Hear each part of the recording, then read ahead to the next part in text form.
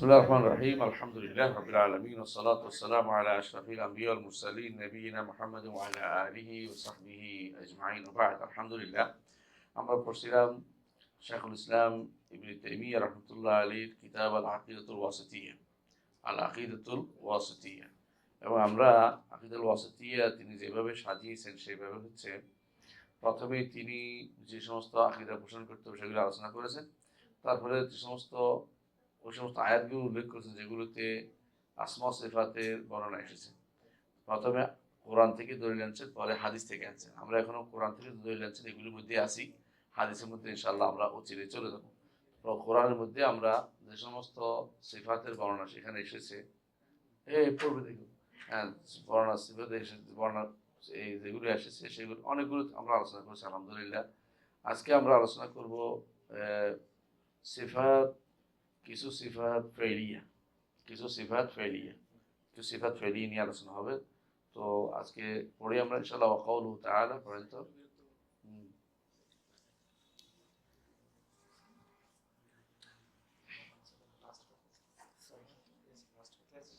Last হচ্ছে ওয়াকাউলুহু তাআলা হাল ইয়ানজুরুনা ইল্লা আন ইয়াতিয়াহুমুল্লাহু ফি যুলালিন মিনাল গামামি ওয়াল মালাইকাতু ওয়া কুদিয়াল আমরু ইলাল্লাহি তুরজাউল উমুর। তাযকুর تريد أن انتظر شوي، ممكن يختلف مني ومنك، انتظر أنا سأخرج لك. وصلنا الحمد لله. وقوله 112 هذا. هاي كتاب، أين كتابكم المترجم؟ অনুবাদ কিতাবটা কই? انتظر কিতাব অনুবাদকৃত কিতাবটা কই? كل واحد ما بدون كتاب يجلس يأتي بالكتاب. কিতাব নিয়ে আসা, সবাইকে দাও। কিতাব হাতে রেখে দিলে তো লাভ, এখানে থেকে লাভ নেই। প্রত্যেকে কিতাবটা দেন। বাংলাতে অনুবাদটা আছে, এই তো আছে, আমাদেরও না, আমি পিছনে আবার বলে দিচ্ছি আর কি।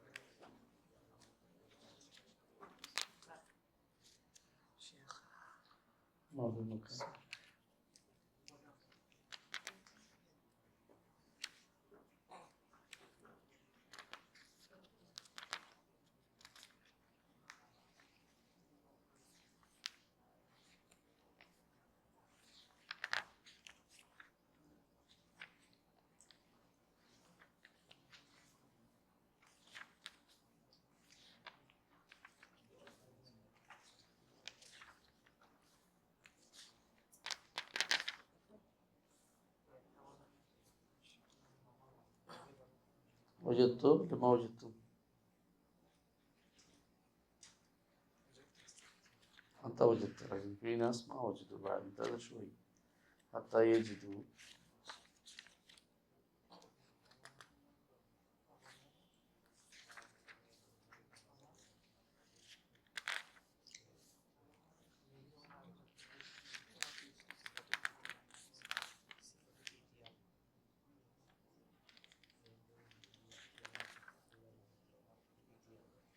سبحان الله، ليش ما أجد؟ أين النجاة ببرتي؟ نعم.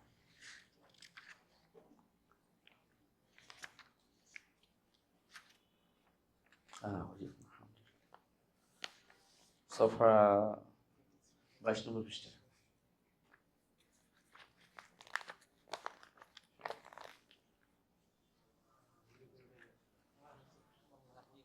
باش نمبر بيشتغل. ما شاء الله ما شاء الله، باش ما شاء الله خبير ولي خبير. طيب، بسم الله الرحمن الرحيم. اقرأ.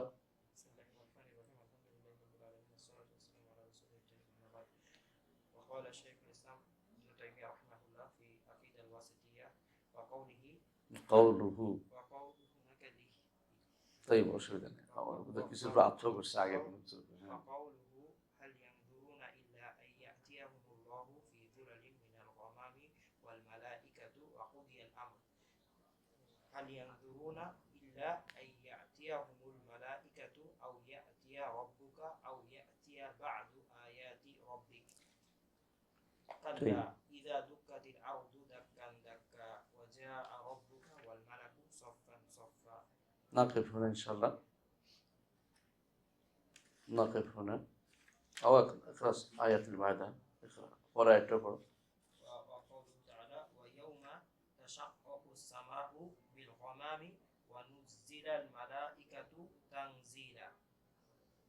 طيب، بسم الله الرحمن الرحيم، الحمد لله رب العالمين والصلاة والسلام على أشرف الأنبياء والمرسلين নবীনা মুহাম্মদ ওয়া আলা আলিহি ওয়া সাহবিহি আজমাইন। আমরা বলছিলাম যে আল্লাহ তাআলার গুণগুলো প্রথমত দুই প্রকার, তাই না? একটা কি সিফাত জাতিয়া সিফাত ফি'লিয়া। সিফাত জাতিয়া এবং সিফাত ফি'লিয়া। সিফাত জাতিয়া আবার দুই প্রকার, কি? জাতিয়া খাবারিয়া আর জাতিয়া মানবিয়া। জাতিয়া খাবারিয়া যেমন যেগুলি জাতীয় তো সত্তাগত, সত্তা মানে আল্লাহ, এগুলি যখন ইচ্ছা তখন আবার সবসময় আছে, এটাই বলে। জাতীয় সত্তাগত হচ্ছে যেগুলো সবসময় আছে। এর মধ্যে জাতিয়া যেমন আছে আল্লাহর চেহারা, যেমন আল্লাহ তাআলা জাতীয় খাবারিয়া যেগুলি, আল্লাহ তাআলার হাত, আল্লাহর পা, এগুলি কি খাবারিয়া। জাতিয়া মানবিয়া যেমন কি আল্লাহ শুনেন, আল্লাহ দেখেন, আল্লাহর দেখা শোনা, কেমন আল্লাহ তাআলার তারপরে আল্লাহ তাআলার চেহারা, না চেহারা না, জাতীয় মানবিয়া, আল্লাহ তাআলা তার হায়াত, কুদরত, এগুলি সবগুলি কি জাতীয় মানবিয়া। 7টা যেটা সাব্যস্ত করা, আমাদের কাছে আরো বেশি, 7টা আর কি। এগুলো কি জাতীয়, এগুলো আলোচনা তিনি আয় করেছেন। আলোচনা শুরু করেছেন সিফাত ফেলিয়া। সিফাত ফেলিয়া অর্থ কি? কোনগুলি সিফাত ফেলিয়া বলে? যেগুলো যখন ইচ্ছা তখন করেন, কিন্তু সব সময়ের এগুলি নয়, যখন ইচ্ছা তখন করেন। কোনোটা এরকম আছে একই সাথে জাতি একই সাথে ফেলিয়া, যেমন সিফাতুল কালাম, আল্লাহ তাআলা সিফাত, এগুলি সবসময় কথা বলেন, আবার যখন ইচ্ছা তখন বলেন, এটা সিফাতুল কালামকে বলা হয়।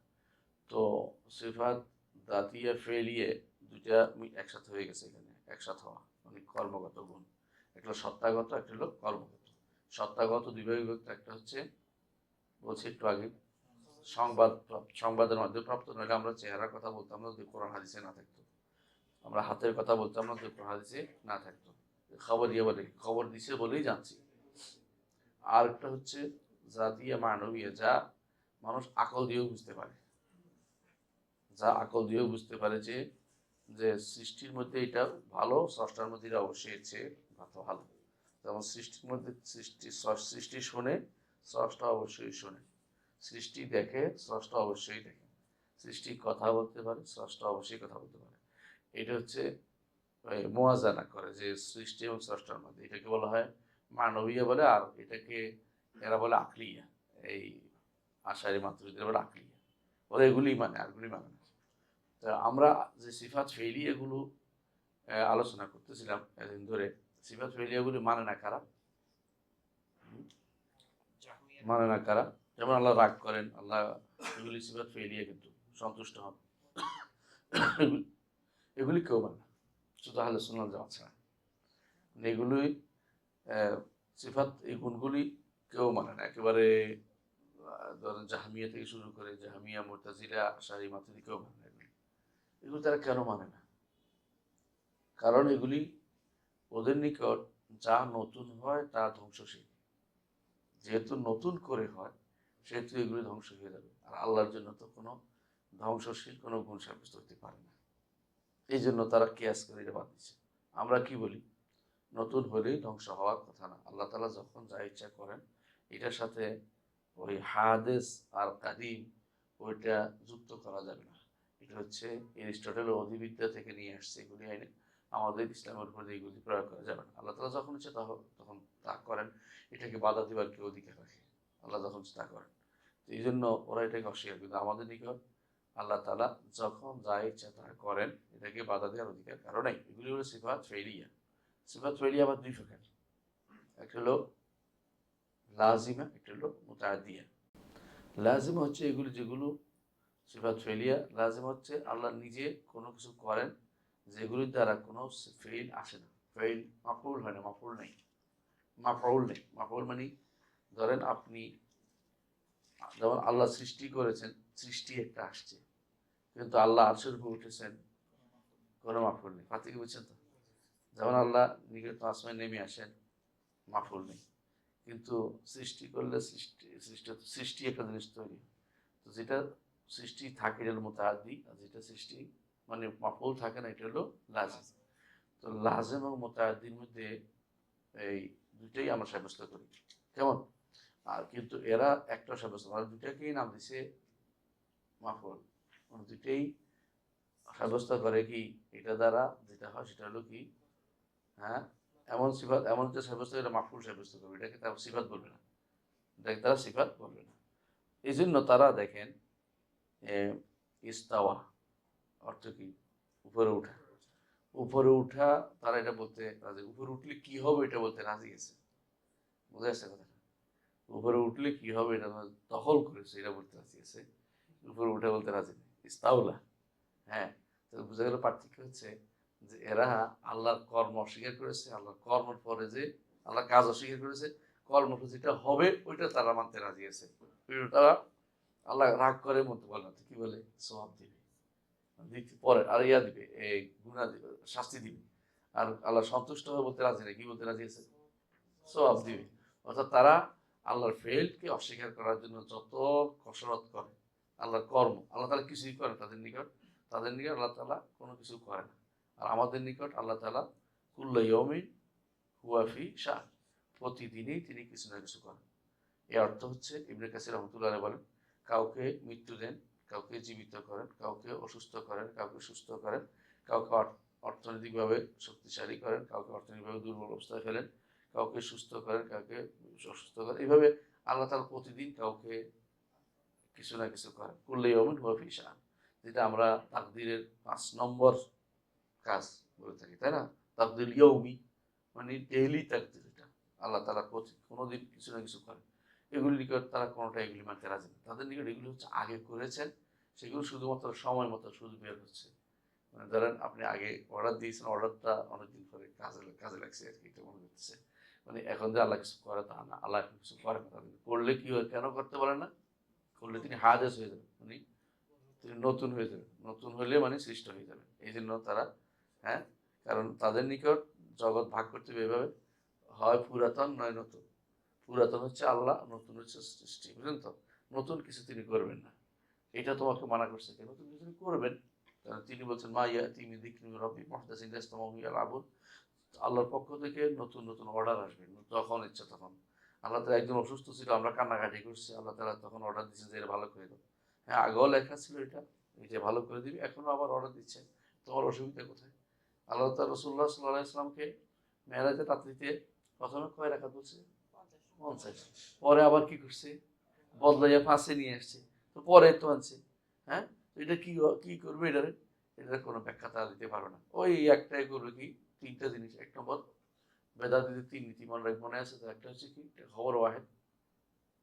এটা কি? হাদিসটা খবর ওয়াহেদ। খবর ওয়াহেদ মানতে আমরা বাধ্য নই, নাউজুবিল্লাহ। আকীদাতে জ্বলবে না। ২ নম্বর হচ্ছে ২ নম্বর হচ্ছে এটা, ২ নম্বর হচ্ছে এটা কি আছে? অ্যা ২ নম্বর হচ্ছে তাবিল করতে হবে। কি করতে হবে? তাহবিল করতে হবে, তাহবিল করতে হবে। অর্থাৎ এর একটা ব্যাখ্যা দাঁড় করতে হবে যেকোনো মূল্যে, যে এইটা এভাবে চলছে। যদি শুদ্ধ হয়ে যায় এটা একটা ব্যাখ্যা আসবে। কোরআন আয়াত তো আর অস্বীকার করতে পারে না, সেখানে এসে কি করে? অপব্যাখ্যা করে। বুঝতে আসছে? সেখানে সে অপব্যাখ্যা করে। তাহলে একটা হলো খবর ওয়াহেদ, তারা ৩ নম্বর হচ্ছে আকলের সাথে কন্ট্রাডিক্টরি হয়েছে, সুতরাং আকলকে প্রাধান্য দিতে হবে। কারণ আকলে তো পথ দেখাইছে। আকল না থাকলে আপনি কোরআন শরীফ বুঝতেন? ওদের কথা হলো এটা। আকল আউয়াল আর এটা হলো থানি। আকলকে আগে রাখতে হবে না, আকলকে আগে রাখতে হবে না। আকল প্রাথমিক পথ দেখায়, পরবর্তী সমস্ত কাজ কে করে? কোরআন এবং সুন্নাহ। প্রাথমিক পথ দেখার অর্থ এই নয় যে এটা লাস্ট পর্যন্ত একই নীতিতে চলবে, কথা বুঝছেন? একই নীতি চলবে না। হ্যাঁ, আমরা উদাহরণ দিই, কি মনে আছে? একটা রিক্সাওয়ালার কাছে দেখা হয়েছে আপনার, ছেলে নিয়ে আসছেন ডাক্তার দেখাতে, রিক্সাওয়ালা বলছে, কোথায় যাচ্ছে? আমরা ডাক্তার দেখা যাচ্ছে। তো ডাক্তার তো দেখাবেন, কি সমস্যা? বলে, ছেলে পেট খারাপ। তাহলে পানি টানি খাওয়াবেন না। রিক্সাওয়ালা কয়ে দিল। তো বলছে, ডাক্তার কোথায় আছে এটা বলেন। ডাক্তার হচ্ছে ওই বসুন্ধরার ভিতরে। তো উনি এসে বসুন্ধরা ডাক্তার দেখে, ডাক্তার বলছে যে পানি খাওয়ান বেশি করে, পেট খারাপ যেত। যাওয়ার সময় রিক্সাওয়ালা বলতেছে, কি বইলো? বলে পানি খাওয়াইতে বলছে। এখন রিক্সাওয়ালা আগে আপনার পথ দেখাইছি বলে এখন আপনি ডাক্তারের কথা শুনবেন না, কথাটা এরকম না, বুঝছেন কিনা? কারণ আপনার রিক্সাওয়ালা পথ দেখাইছিল, এটা ভুল দেখাইছে, বলছে দুজন চৌধুরী বলছে, তার জ্ঞানের স্বল্পতা আছে। আকল কি আছে? সীমাবদ্ধতা আছে, লিমিটেশন আছে। আকল আপনাকে প্রাথমিক জ্ঞান দিতে পারে, কিন্তু লাস্ট কথাটা বলতে পারে না। লাস্ট আকল প্রাথমিক আপনাকে সুযোগ করে দিতে পারে পথ দেখার, কোরআন বুঝার, হাদিস বুঝার, কিন্তু লাস্ট বুঝা আকল দ্বারা কখনো সম্ভব না। কারণ এই জন্য জান্নাতের কোনো কিছু আপনি আকল দিয়ে সাব্যস্ত করতে পারবেন না। হাসরের মাঠে ফুলসিরাত পার হওয়া আকল দিয়ে করতে পারবেন? ফুলসিরাতে যে বর্ণনা দিছে এই বর্ণনা আপনি কেমনে পারবেন? হ্যাঁ, যেহেতু আকল ধরলে তো এই জন্য মুতাজিলারা ধরেই অস্বীকার করে ফেলছে, কারণ তার আকল ধরে না। এই জন্য আকল কখনো সব জায়গাতে কি হবে না, অ্যাপ্রোপ্রিয়েট হবে না। আকল হচ্ছে খাদেম লিনাকল। আকল সবসময় নকলের খাদেম, কোরআন সুন্নাহর খেদমত করবে আকল। আকলকে যদি কোনো আপনি, বিবেককে যদি কোনো আপনি কোরআন সুন্নাহর উপরে প্রাধান্য দেন, তাহলে আপনি এখনো কি বুঝেন নাই? শরীয়ত বোঝার চেষ্টা করেন নাই। ধরুন কোনো রসুল, নবী রসুল পাঠানো দরকার ছিল না। নবী রসুল পাঠানোর অর্থই হচ্ছে যে সব কিছু মানুষের আকলে ধরবে না, তাহলে নবী রসুল লাগতো না। এই জন্য ব্রাহ্মণরা নবী রসুল অস্বীকার করে। প্রেরণকে কেন অস্বীকার করে? কারণ আমাদের বিবেকই যথেষ্ট, এদের বিবেকে যথেষ্ট, এই জন্য শেষ পর্যন্ত গরুর মুখ খায়। এই জন্য বিবেক, বিবেক যে কত খারাপ বোঝা যায়। হ্যাঁ, আকল যে কত খারাপ এটা বোঝা যাচ্ছে আর কি। এই জন্য সবসময় মনে হইতে হবে যে আকল কখনো লাস্ট ডেস্টিনেশন আমাকে দিতে পারে না, প্রাথমিক একটা ধারণা আমাকে দিতে পারে। এই জন্য মানুষ শিখে, আকল যথেষ্ট মনে করে না, শিখে লেখাপড়া করে কেন? কারণ আকল এটা যথেষ্ট হচ্ছে না। সাধারণ আকল, সাধারণ আকল যথেষ্ট। এমনকি কুকুরকে পর্যন্ত শিখাইতে হয় যে এটা খাইতে হবে না, এটা আমার জন্য ধরে নিয়ে আসবা, অথবা এটা তুমি এই করবা, সে শিখাইতে হয়। যে কুকুরের মূল্যটা বেশি, কারণ সে শিখছে এরপরে জানছে। শুধু আকল দিয়ে হলে সমস্ত কুকুর একরকম হয়ে যেত। হ্যাঁ, সুতরাং আকলের মধ্যেও কি আছে? তারতম্য আছে। আবার সেটার মধ্যে আকল সব কিছু ধরেও না। কার আকল দিয়ে আপনি কোরআন সুন্নাহ বিরাট ইয়া করেন, ওজন করবেন? ইবনে তাইমিয়া রাহমাতুল্লাহ আলাইহি বলেন, বিআইয়ি আকলিন ইউজাল কিতাব ওয়াস সুন্নাহ। কোন আকল দিয়ে আমি কোরআন সুন্নাহকে পরিমাপ করব? এটা তোমরা আগে বলো। কার আকল? এটা কি এরিস্টটলের আকল, না ও উস্তাদের আকল? এরিস্টটল উস্তাদের নাম কি? প্লেটো। কারণ দুইজন একেবারে উল্টা। প্লেটো মনে করতো জগতের একটা স্রষ্টা আছে, আর এরিস্টটল কি মনে করতো? কোনো স্রষ্টা নাই। এর প্লেটো এরকম করছে যে উপরে কিছু থাকতে পারে, আর এরিস্টটল বলছে এরকম যে উপরে কিছু নাই, নিচে সব। মানে এই যেগুলি আছে দৃশ্যমান এটাই সব, আর বাইরে কিছু নাই। দুইজনের ওস্তাদ শাগির্দের মধ্যে পার্থক্য আকলের। আকল দিয়ে কখনো লাস্ট কথা আসবে না, অবশ্যই ওয়াহি লাগবে। এই জন্য আল্লাহ তাআলা বলছেন, ওমা কুন্না মুআযযিবিনা হাত্তা নাবআসা রাসূলা। রাসূল না প্রেরণ করে কখনো আমরা কাউকে আযাব দেই না। এই জন্য যারা হাদিস অস্বীকার করে, তারা কিসের উপর নির্ভর করে বলেন তো? আকলের উপর নির্ভর করে। তারা বেশিরভাগই কোরআন তাফসীর করে আকল দিয়ে, হাদিসের উপর দিয়ে তাফসীর। হয়তো আমরা কম বুঝি নাকি, আমরা কম বুঝি না। একজন স্যার ঝগড়া হচ্ছিল, সে বলছে আমি কম বুঝি নাকি, আমি তো কোরআন বুঝি, পড়লেই বুঝে আসে আমার। আমরা, আপনার বোঝাটা শুদ্ধ হবে ওই সময় যখন সুন্নাহ মোতাবেক হবে। আপনার বোঝা সুন্নাহ বিরোধী হলে, আকল দিয়ে হলে সব বুঝতে হবে না। ওরা বেশিরভাগ আকল দিয়ে করে। এই জন্য তারা পড়ে যে মুরাদ বিন আমজাদ বলতেছে যে সলাত অর্থ, হ্যাঁ, সলাত হলো সংযোগ স্থাপন করা। তার বজারাতুল ইত্তিসালাত সৌদি আরব দেখে আসছে, সংযোগ মন্ত্রণালয়, বুঝছেন, যোগাযোগ মন্ত্রণালয়। তো এই জন্য বলতেছে যে সলাত সংযোগ স্থাপন করে। সুতরাং আল্লাহর সাথে আমি সংযোগ স্থাপন করে ফেলছি, এটাই সলাৎ। এখন সে দাঁড়ায় না, বসে হলো, যেমনি আছে আমার সংযোগ স্থাপন করলে চোখ বন্ধ করে কথা, চোখ বন্ধ করছে পাইছে আকলে ধরে, অত দাঁড়াইছে কেমন? আকলে ধরে। তোমার আকল দিয়ে তো সালাত হবে না। সালাত সল্লু কামা রাআইতুমুনি উসাল্লি। অথবা রসুল বলছে হজ করতে হলে আকল দিয়ে করতে পারবে। কি করতে হবে? কি বলছে? লিতাখুযু আন্নী মানাসিকাকুম, আমার থেকে তোমাদের হজ গ্রহণ করো। এগুলি একটাও আকল দিয়ে বোঝা যাবে না। কেন দৌড় দিতে হইব সফা মারোয়া? কেন যাইয়া 9 তারিখ বসে থাকতে হবে? কেন 10 তারিখ হ্যাঁ জবে করতে হবে? কেন পাথর মারতে হবে? আকলের জিনিস না এগুলি সব। কি আল্লাহ অর্ডার যে এটা করতে হবে, এটা তারা বুঝি জিনিস।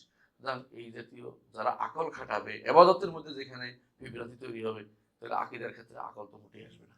আকিদার ক্ষেত্রে আকলের কোনো প্রশ্নই আসে না, কারণ বিশ্বাস কি করতে হবে এটা আল্লাহ নির্ধারণ করে দেবেন তা কোরআন এবং সুন্নাহ দিয়ে। হ্যাঁ, কোরআন এবং সুন্নাহ দিয়ে। সেখানে আপনি যে কোনো বিশ্বাসটা আপনি আকল দিয়ে করেন, তাহলে তো আকল তো কত মানুষ পথভ্রষ্ট হয়ে গেছে আকলের কাছে গিয়ে। ফিথাগোরাস একটা বলছে, ওই পরবর্তীতে আরেকটা বলেছে, ডেমোক্রাস আরেকটা বলেছে। এবং জগতের মূল কি, একজন বলছে পানি, একজন বলছে আগুন, একজন বলছে বাতাস, বাতাস খাক বাদ করে না, যেগুলি বলছে পাঁচটা জিনিস দিয়ে। আবার কেউ বলছে পাঁচটাই, মানে যে যেমনি পারছে এমনি বলছে। আমি সুবহানাল্লাহ 6 মাস গ্রিক দর্শন করেছি, তারপর দেখছি যে কেউ কারোর সাথে কারোর কোনো মিল নেই। উস্তাদ শাগিরদের মধ্যে সবচেয়ে বেশি ঝগড়া হতো, উস্তাদ আর শাগিরদের মধ্যে। এটা তারা জ্ঞানের বহর মনে করতো, মানে যে যত ঝগড়া করতে পারে সে তত বড় পণ্ডিত। মানে আপনি তর্ক করতে পারেন, তর্ক তর্ক তর্ক তর্ক, তর্কের মধ্যে সেরা পর্যায়ে পৌঁছেন, আপনি হচ্ছেন সেরা। আউযুবিল্লাহি মিনাশ শাইতানির রাজিম। এই জন্য রাসূলুল্লাহ সাল্লাল্লাহু আলাইহি ওয়াসাল্লাম এই জিদাল থেকে নিষেধ করেছেন। কোরআনে কারীমে আল্লাহ তাআলা জিদাল থেকে নিষেধ করেছে। এই জাতীয় জিদাল মানে ঝগড়া দিয়ে আপনি কোনদিন কোথাও পৌঁছতে পারবেন না। আপনার দায়িত্ব হবে আমান্না ওয়া সাল্লামনা। কোরআনে আল্লাহ বয়ান দিয়েছে, মিনাল্লাহিল বয়ান, হ্যাঁ, আল্লাহর পক্ষ থেকে বয়ান আসছে, রাসূলের তাবলীগ করছে, আমাদের হচ্ছে তাসলিম। বুঝলেন তো, আমরা মেনে নিব, এটা হচ্ছে নিয়ম। এবার আপনি যদি কোনো শুধু সব জায়গায় আকল খাটাতে হবে না, আকল যেখানে খাটাতে বলছে সেখানে। হ্যাঁ, আকল খাটাতে বলছে ইতাফাক্কারুনা ফি খালকিস সামাওয়াতি ওয়াল আরদ, আসমান জমিনের সৃষ্টির মধ্যে খাটাতে বলছে, স্রষ্টার মধ্যে নয়, স্রষ্টার গুণের মধ্যে নয়। এগুলিতে আকল খাটানোর কোনো সুযোগ নাই। এগুলি আটক খাটাবেন মানে হচ্ছে আপনি বিপদে পড়ে যাবেন, আপনি সেই সঠিক পরিচিত আসতে পারবেন না। এখানে যতই তারা ডক্সিক নিয়ে আসেন, ডক্সিক আপনাকে কি করবে, পথভ্রষ্ট করবে। এটাই হচ্ছে আকলকে প্রাধান্য দেওয়া। যারা প্যারাডক্সিক নাম দিয়ে লেখে এদিকে আমাদের কোনো দরকার নেই এগুলিতে। এগুলি ফালতু জিনিস এবং বাড়তি জিনিস, এগুলি আরো সন্দেহ তৈরি করবে কিছুদিন পরে স্বভাব। এরপর তাহলে আমরা একটু পরে দেখি কি বলছিলাম। তাহলে আমরা বলছিলাম যে হালিয়ান জরু নাই, দেখেন হালিয়ান জরু না, শেখ সাহেব যে আয়াতটা নিয়ে এসেছেন এটা দ্বারা তিনি এতিয়ান, আল্লাহর জন্য আশা সাব্যস্ত করেছেন। আল্লাহ আসবেন, কোথায় আসবেন? হাসরের মাঠে। আল্লাহ তাআলা হাসরের মাঠে আসবেন। কি জন্য আসবেন? বিচার ফয়সালা করতে আসবেন। লিল ফাসলি বাইনাল ইবাদ, মানুষের মধ্যে বিচার ফয়সালা করতে আসবেন। বিচার ফয়সালা তিনি করতে কখন আসবেন বলতে পারবেন? কে বলতে পারবে দেখি কখন আসবেন? সমস্ত মানুষ হাসরের মাঠে একত্র হবে। বিশাল সময় তারা হাসরের মাঠে থাকবে, হাবুডুবু অবস্থা থাকবে। প্রত্যেকেই তখন কি থাকবে, এর থেকে বাঁচার অবস্থা থাকবে যে আমরা কেউ ডুবে যাচ্ছি, আমরা ঘরমাক্ত হচ্ছি, এইটাতেই ফয়সালা দরকার। তখন শাফাআতুল উযমা হবে, রাসূলুল্লাহ সাল্লাল্লাহু আলাইহি ওয়াসাল্লাম শুধু সুপারিশ করবেন, এরপরে আল্লাহ তাআলা আসবেন, তার বিচার ফয়সালা করবেন। এইটাই হচ্ছে এই সিরিয়াল মেনটেন করে কথা বলা, যেটা বুঝতে পারছি। আল্লাহ তাআলা যে আসবেন এটা মানে না কে কে, কেউ মানে না। আহলুস সুন্নাত ওয়াল জামাত ছাড়া কেউ আল্লাহ তাআলার হাসরের মাঠে আগমন মানে না।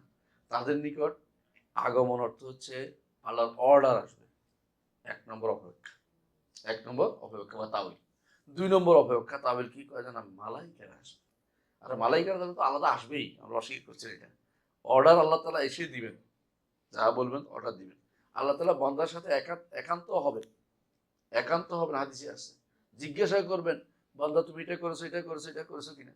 এমনকি কথা বলবেন, মা মিনকুম মিন আহাদিন ইল্লা ওয়া সায়ুকাল্লিমু রাব্বুহু লাইসা বাইনাহু ওয়া বাইনাহু তুরজুমান। তোমাদের প্রত্যেকের সাথে তোমাদের রব কথা বলবেন, কোনো অনুবাদক থাকবে না। আল্লাহ শুধু আসবেন না, কথাও বলবেন, এবং কি আর একান্ত হয়ে কথা বলবেন। আল্লাহ তাআলা তার উপর ঢাকনা দিবেন যাতে কেউ দেখতে না পায়। গোপনে জিজ্ঞাসা করে একান্ত বান্দাকে, যাকে আল্লাহ ভালোবাসেন তাকে আল্লাহ ঢেকে নেবেন, কিন্তু অপমানিত না হয় কেউ। এটা করেছো, এটা করেছো, এটা করেছো বলে করেছি, কিন্তু তোমাকে দুনিয়াটাও গোপন করেছে, এখনো গোপন করে দাও, যা পার হয়ে যাও। এটা হলো আল্লাহর পক্ষ থেকে বিশেষ নিয়ামত। কিন্তু এরা বলতে আসবেই না বলে, তো ওরা তো কিছুই পাবে না। ওরা যেহেতু বিশ্বাস করে না, সে আল্লাহ তাআলার রহমত পাবে করতে, আল্লাহ রহমতে বিশ্বাস করে না। কারণ রাসূলুল্লাহ সাল্লাল্লাহু আলাইহি ওয়াসাল্লাম বলেছেন, হাদিসে কুদসিতে আল্লাহ তাআলা বলেন, আনা ইনদা যান্নি আবদি বি, আমি আমার বান্দা যেখানে যে যে আমার উপর যে বিশ্বাস করে আমি এটার কাছে, সে যদি মনে করে আমি তারা ক্ষমা করবো, তারা ক্ষমা করবো। মনে করে আমার কি আর ক্ষমা করবে নাকি? আল্লাহ তাআলা আর ক্ষমা করবে না, কারণ সে তো আল্লাহর উপর তার বিশ্বাস রাখছে না, আল্লাহর উপর তার কোনো ভালো, ভালো বিশ্বাস রাখতেছে না। তাহলে এরা এই যে আল্লাহ আসবে না বলে এর মাধ্যমে নিজেরাই ঠকেছে। হ্যাঁ, এর মাধ্যমে তারা নিজেরাই ঠকেছে। ওলা ইয়াদুল্লাহ শাইআন, আল্লাহর কোনো ক্ষতি হয়, নিজেরা ক্ষতিগ্রস্ত হয়েছে। কারণ আল্লাহর আশার যে রহমত, যে দয়া বরকত যে আমরা পাবো যারা হাসরের মাঠে, এরা নিজেরা এটা পাবে না, কারণ তারা তো বিশ্বাস করতো না, কারণ তারা তো এটাই বিশ্বাসী ছিল না। এই জন্য আমাদের মাশায়েখরা বলতেন যে যারা আল্লাহকে দেখবে না বলে ওরা নিজেরা ঠকছে। কারণ জান্নাতে আল্লাহকে দেখা হচ্ছে সবচেয়ে বড় নিয়ামত। তারা এই নিয়ামত থেকে মাহরুম হয়ে যাচ্ছে, কারণ তারা আল্লাহকে দেখবে না, নিজেরাই বিশ্বাস করে বসে রয়েছে। আল্লাহ তাআলা বলেছেন, দুনিয়াতে বলে দিয়েছেন, আমার বান্দা আমার ব্যাপারে যে ধারণা রাখে আমি তার কাছে, বান্দা আমার পালিয়ে জন্য বিমায় আসা, সে কি ধারণা করে দেখো। যে ব্যক্তি মনে করে আমার আল্লাহ আমাকে মাফ করে দিয়েছে, আমি তওবা করেছি, আর মাফ পাবে। আর যে ব্যক্তি তওবা করার বলে যে আমার কি মাফ করছে নাকি, তওবাটা হলো না, কমপ্লিট হলো না, মানে তার এটা কাজে লাগে নাই। সে বিশ্বাস রাখতে হবে। উদুল্লাহ ওয়া আনতুম মুকিনুনা বিল ইজাবা, যখন তোমরা আল্লাহর কাছে দোয়া করবে তখন ইয়াকিন থাকবে আল্লাহ কবুল করছে। আমি অনেক চেষ্টা করেছি, আমি তওবা আমি তওয়াব করেছি, সাই করেছি, মক্কায় বসেছি, আরাফাতে, মুজদালিফাতে, আমি সবকিছু করেছি, ইনশাআল্লাহ আল্লাহ আমাকে ক্ষমা করে দিয়েছে। এই বিশ্বাসটা রাখতে হবে। বলে যে এটা রাজা, হয় এটা এই রাজা দরকার, আল্লাহর কাছেই তো রাজা করবো, দুনিয়ার মানুষের তো করিনি, এই আশা থাকবে আমার। হ্যাঁ, আল্লাহ তাআলা যেটা তার নবী বলেছে, এটা বলছেন কি, ওয়ালাম আকুম বিদুআইকা রাব্বি শাকিয়া, আল্লাহ আপনাকে ডেকে আমি কোনো হতভাগা হইনি, মানে আমি সবসময় আশাবাদী ছিলাম। সুতরাং যারা আল্লাহর সিফাতকে অস্বীকার করে তারা সবচেয়ে হতভাগা, কারণ তারা আল্লাহর কাছে চাইতে পারে না। কারণ আল্লাহ তাআলা আসবে, তারা বিশ্বাস করতেছে, আল্লাহ তাআলা শুনে বিশ্বাস করে না। অনেকে মুতাজিলা আল্লাহ শুনে বিশ্বাস করে না, তো আরো মুসিবত। তো এরা যারা মনে করে যে আল্লাহ তাআলা বান্দাকে পার করবেন না, তারা তো আরো বিপদে আছে। একান্তে নিয়ে পার করবে না, তারা তো মহা বিপদে আছে। আলহামদুলিল্লাহ আহলে সুন্নাত ওয়াল জামাত এবারে সবচেয়ে সুন্দর অবস্থানে আছে। তারা মনে করে যে আল্লাহ তাআলা এই সিফাতগুলির প্রত্যেকটার সাথে আমার কি আছে, আমার ইনভলভমেন্ট আছে।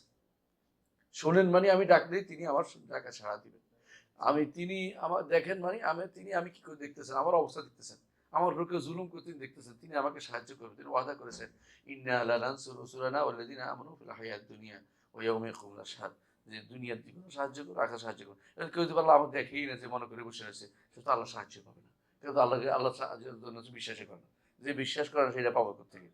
তাই তো যেটা বলছিলাম, তাদের মধ্যে আল্লাহ আসার অর্থ তারা অপেক্ষা করে। অপেক্ষা কেন করে? কারণ তো কোরআন অস্বীকার করতে পারে না। হাদিস হলে কি বলতো? খবর হয়, এক কথা কইতে খবর হয়। হ্যাঁ, হাদিস হলে রাজি বলতেছেন 10 কারণে হাদিস নেওয়া যাবে না, মানে হাদিস না নেয়ার বুদ্ধি করতেছে 10টা কারণ দেখেছে, না নেয়ার জন্য 10টা বুদ্ধি বের করছে। আর আমরা নেয়ার জন্য খুঁজি একটা হাদিস পড়ে কিভাবে আমল করবো, আর ওরা না নেয়ার জন্য 10টা কারণ খুঁজি বের করে। নাউজুবিল্লাহ। এটা হচ্ছে যারা পথভ্রষ্ট তাদেরকে, হ্যাঁ, শয়তান বিভিন্ন উপত্যকা নিয়ে ছাড়ে, যাতে করে হক তারা পেতে পারে না। এই জন্য আল্লাহর কাছে সবসময় হক দোয়া করতে হবে। রাসূলুল্লাহ সাল্লাল্লাহু আলাইহি ওয়াসাল্লাম কিভাবে দোয়া করেছেন মনে আছে? যখন তিনি শেষ রাতে দাঁড়াইতেন, আল্লাহুম্মা রাব্বা জিবরিল ওয়া মিকাঈল ইসরাফিল আলিমুল গায়বি ওয়াশ শাহাদাহ ফাতিরিস সামাওয়াতি ওয়াল আরদি আলিমুল গায়বি ওয়াশ শাহাদাহ আনতা তাহকুমু বাইনা ইবাদিকা ফীমা কানূ ফীহি ইয়াখতালিফুন ইহদিনি লিমা ইখতালাফু ফীহি মিনাল হাক্কি বিইজনিক ইন্নাকা তাহদি মান তাশাউ ইলা সিরাতিল মুস্তাকিম। কিভাবে দোয়া করে দেখছেন তো? আল্লাহ আপনি আসমান জমিনের রব, আরশ স্রষ্টা, জিবরিল মিকাঈল ইসরাফিলের রব, আপনি সব হকের সবকিছু আপনার হাতে, আপনি আমাকে পথ দেখান। হক কোনটা আছে এটা আমাকে দেখিয়ে দেন। ইমানদার অন্তর থেকে হক চাইলে আল্লাহ তাকে হক দিবে। হক যদি মনে করেন আপনি পেয়ে গেছেন, আমার কি হক দেখাবে, অহংকারী হবেন আর হক পাবেন না। এটাই হচ্ছে আল আল কিবরু বাতারুল হক গামতুন নাস। কি অহংকার হচ্ছে হক দেখলেই না, আমি কি কম ভুল ছিলাম নাকি, আমি কি ভুলের উপর ছিলাম নাকি। কিছু মানুষরা দেখবেন, আমরা আকীদার উপর কথা বললে অনেকে কি হয়ে যায়, আমরা কি ভুলের উপর ছিলাম নাকি। তো অনেকেই, হ্যাঁ, যেমন তাকদীরের মাসরাতে এরকম সারাক্ষণ কাল ঘুরতেছে, হকের নিবে না। কোরআন সুন্নাহ দলিল সব দিলে সালফাসানি কিতাব বুড়া এলেও তারা মানবে না। ওরা জিত বিকুল্লাহ মা তাদের রকিবলা থাকে, এটার মতো অবস্থা তাদের। যত নিদর্শন নিয়ে আসে না কেন আপনার কথা শুনবে না। এটা হচ্ছে তাদের মধ্যে অহংকার ঢুকেছে। হ্যাঁ, দুই শ্রেণী হক পায় না, একটা কি, একটা মুস্তাকবির, একটা হলো মুস্তাহি। তাই না? আরেক গোষ্ঠী আছে, আরো দুই গোষ্ঠী আছে। এটা হলো যারা সুল কাজ থাকে অথবা সুল ফাহাম থাকে। সুল কাজ বুঝছেন নি, উদ্দেশ্য খারাপ। উদ্দেশ্য খারাপ থাকলে হক পাবে না। এরা বুঝতো অনেকেই যে সুল সুল সুল কাজ ছিল তাদের। ইহুদিরা বুঝতো যে রাসূলুল্লাহ সাল্লাল্লাহু আলাইহি ওয়াসাল্লাম হক, কিন্তু তাদের সুল কাজটা ছিল, সুল কাজটা ছিল, বুঝছেন তো? যেমন মক্কার এই আবু জাহালরা বুঝতো যে রাসূলুল্লাহ সাল্লাল্লাহু আলাইহি ওয়াসাল্লাম হক, সত্যবাদী, কিন্তু মানতো না কেন? মানলে তো আমরা পিছিয়ে পড়ে গেলাম। এই জন্য মরার সময় কইছে আমার কলাটা উঁচু করে কাটবি, মানে বোধহয় লম্বা করে কাট, যাতে করে উপরের দিকে থাকে, সবার উপরে অনেকের মাথা কাটা হবে, তো আমার মাথার উপরে থাকে, মানে শয়তান কাকে বলে মরার সময় সে অহংকার ছাড়ে নাই মরার সময়। তো কেউ হচ্ছে সুল কাজ, আর সুল ফাহাম আছে, কারো ভুল বুঝ আছে। এটা বেশিরভাগ মানুষের না বুঝার কারণে ভুল করতেছে, এরকম বেশিরভাগ মানুষ এটা। কিন্তু যারা ওলামা যারা, এদের মধ্যে সুল কাস্ট উদ্দেশ্য খারাপ আছে। এই জন্য রসুল্লাহ সাল্লাহ ইসলাম একটা হাদিস আছে, রসুল্লাহ সাল্লাহ ইসলাম কোরআনে কারিম আল্লাহ তাআলা বলছেন যে দুই শ্রেণী, যখন আমরা সূরা ফাতিহা পড়ি, দুই শ্রেণী হক পায় না। কারা? একটা মাগদুবা আলাইহিম, একটা দাল্লিন। তো রাসূলুল্লাহ সাল্লাল্লাহু আলাইহি ওয়াসাল্লাম এই সালফে সালেহিনটা বলতেন মাগদুবা আলাইহিম কারা, দাল্লিন কারা। যারা ইলম আছে কিন্তু আমল করে, দলিল যারা ইলম আছে হ্যাঁ, কিন্তু বলছে আমল করে। এটাই, যারা যাদের এলম আছে কিন্তু তারা নিতে রাজি নেই এটা, আর একটা হচ্ছে আমল করতে রাজি নেই, দুইটা আছে। আবার এটা আরেকটা ব্যাখ্যা করেছে, আপনাকে বলেছেন যে আমাদের মধ্যে আমাদের ওলামা যারা আছে, আলেম যারা আছে, তারা যখন পথভ্রষ্ট হয় তাদের মধ্যে সব রকম ইহুদিদের মতো হয়। কারণ ইহুদিরা জেনে বুঝে অস্বীকার করে, আর আমাদের অভ্যাস যারা আবেদ যারা, এরা ইবাদত করে কিন্তু কিছু বুঝে না। এদের মধ্যে সব রকম নাসারা, নাসারারা কি করে? জানেও না, ভুলও করে, এরকম। বুঝলেন তো কথাটা? তো এই সাইডটা আমরা দেখতে পাই যাদের মধ্যে এই অবস্থা তৈরি, মানে যারা বিভ্রান্ত এদের মধ্যে। তো আল্লাহ তাআলা আমাদের হেদায়েত দান করুন, সোজা কথা এটাই। তো এক গোষ্ঠী বলে কি আল্লাহ কি আসবে, আল্লাহ এখানে হাসরের মাঠে আসার অর্থ আল্লাহ আসবে কেমনে, আসবে কি অর্ডার আসবে। আরেক গোষ্ঠী বলছে আল্লাহ আসবে না, মালাইকারা আসবে। আমরা দেখি যে মালাইকারা ভিন্ন আয়াতে আসছে, একই জায়গাতে আছে, আমরা একটু পরে দেখবো। আরেক গোষ্ঠী বলে যে না, রহমত আসবে, আল্লাহর রহমত আসবে। বুঝে আসছে কথাটা? মানে তিন তিন ভাগ হয়ে গেছে। আল্লাহ আসবে কোনোভাবে এটা মানতে রাজি নেই। কেন আসবে মানতে রাজি নেই? এটা আরেকটা কারণ তারা বলে, সেটা কি? আল্লাহ যদি আসে তাহলে তো, তাহলে তো কি হয়ে যায়, তাহলে তো আল্লাহ তাআলা নতুন হয়ে গেল, কারণ এ নতুন কাজ। আরেকটা হয়েছে, এটা কি? হ্যাঁ, বান্দার সাথে সাবি হয়ে গেল। আরেকটা কারণ হচ্ছে তাহলে তো তিনি স্থানান্তর, ইন্তেকাল, আল্লাহর জন্য ইন্তেকাল শব্দটা কোনো কিছু আসবে না, নকল হয়ে গেলে এখান থেকে এখানে, এখানে এখানে, তো আরেক জায়গায় আল্লাহ তাআলা কোনো জায়গাতে তো নাই, সুতরাং যদি আসে তো জায়গাতে আসলেন, এটা তো সমস্যা, এটা বলা যাবে না। মানে এরা ওই আগের ধারণা নিয়ে বসে আছে, যেমন তারা আগে বলছে যে আল্লাহ আসর করুন না কেন, তো জায়গা হয়ে যাবে এই জন্য, তো এখানে আসলে তো এরকম লাগবে। আবার যে বলছে তাহলে তোমরা তো বলো আল্লাহ উপরে, তো আসলে তো আল্লাহ নিচে হয়ে যাবে, মানে এই জাতীয় সালাই করতে বসে বসে রাখো। কিন্তু আল্লাহ তাআলা তিনি আসবেন কামা ইয়ালিকু বিজালালিহি ওয়া আযমাতিহি, তার সম্মান এবং মর্যাদার উপযুক্ত যেভাবে, সেভাবে তিনি হাসরের মাঠে আসবেন। এটাই ঈমানদার বিশ্বাস করে। কথা বুঝা যাচ্ছে? যেভাবে তার সম্মান এবং মর্যাদার সাথে উপযুক্ত, এবং তিনি আসবেন লিফাসিল কাদা বাইনান নাস, এবং কি তিনি শুধু আসা না, ঈমানদারদের সাথে আলাদাও হবে, কথা বলবেন। হ্যাঁ, তো কাফেরদের অর্ডার দিবেন তারা যেন জাহান্নামের দিকে চলে যায়, আর ঈমানদারদের অর্ডার দিবেন যে তোমরা বার হও, জান্নাতে যাও। তো বলবে যে আমরা আমাদের রব না আসলে তো আমরা যাব না। তো বলবে তোমাদের রব, হ্যাঁ আমি তোমাদের রব। তারা বলে আউযুবিল্লাহ, না আমি তোমাদের রব। আল্লাহ তাআলা তখন যেই সূরতে তাকে চিনবেন সেই সূরত দিবেন। তারপর তিনি বলছেন আমাদের রবকে আমরা চিনতে পারবো কিভাবে? তার পায়ের গোছা দেখে। তখন আল্লাহ তাআলা তার পায়ের গোছা উন্মোচন করবেন, সেটা দেখবো, দেখে ইনশাআল্লাহ সিজদা করবো, এবং তারপর আমরা যেতে পারবো। আর এয়ারপোর্ট সিরাত পার হয়ে জান্নাতে যেতে পারবো। এটা হচ্ছে মূল ঘটনা, তাই তো? হাসার এত ঘটনা উল্লেখ করার পরে বলে আসবে না, তাহলে কি এগুলি হাদিসগুলি কি করবে? এই হাদিস সবগুলিকে তারা কি বলে? খবর ওয়াহিদ। তো খবর ওয়াহিদকে তারা মানতে রাজি না, অথচ এটা মানতেই হবে। এগুলি প্রত্যেকটি সহিহ সনদে বর্ণিত হাদিস, বুখারী মুসলিম বর্ণিত হাদিস। এগুলো শুধু আমরা এখনো নিশ্চিত অন্য কোনো মানে দূর দূরান্তের হাদিস বলছি না, বুখারী মুসলিম হাদিস বলে থাকি, যেগুলো আসবে সামনে চির বর্ণনা আসতেছে।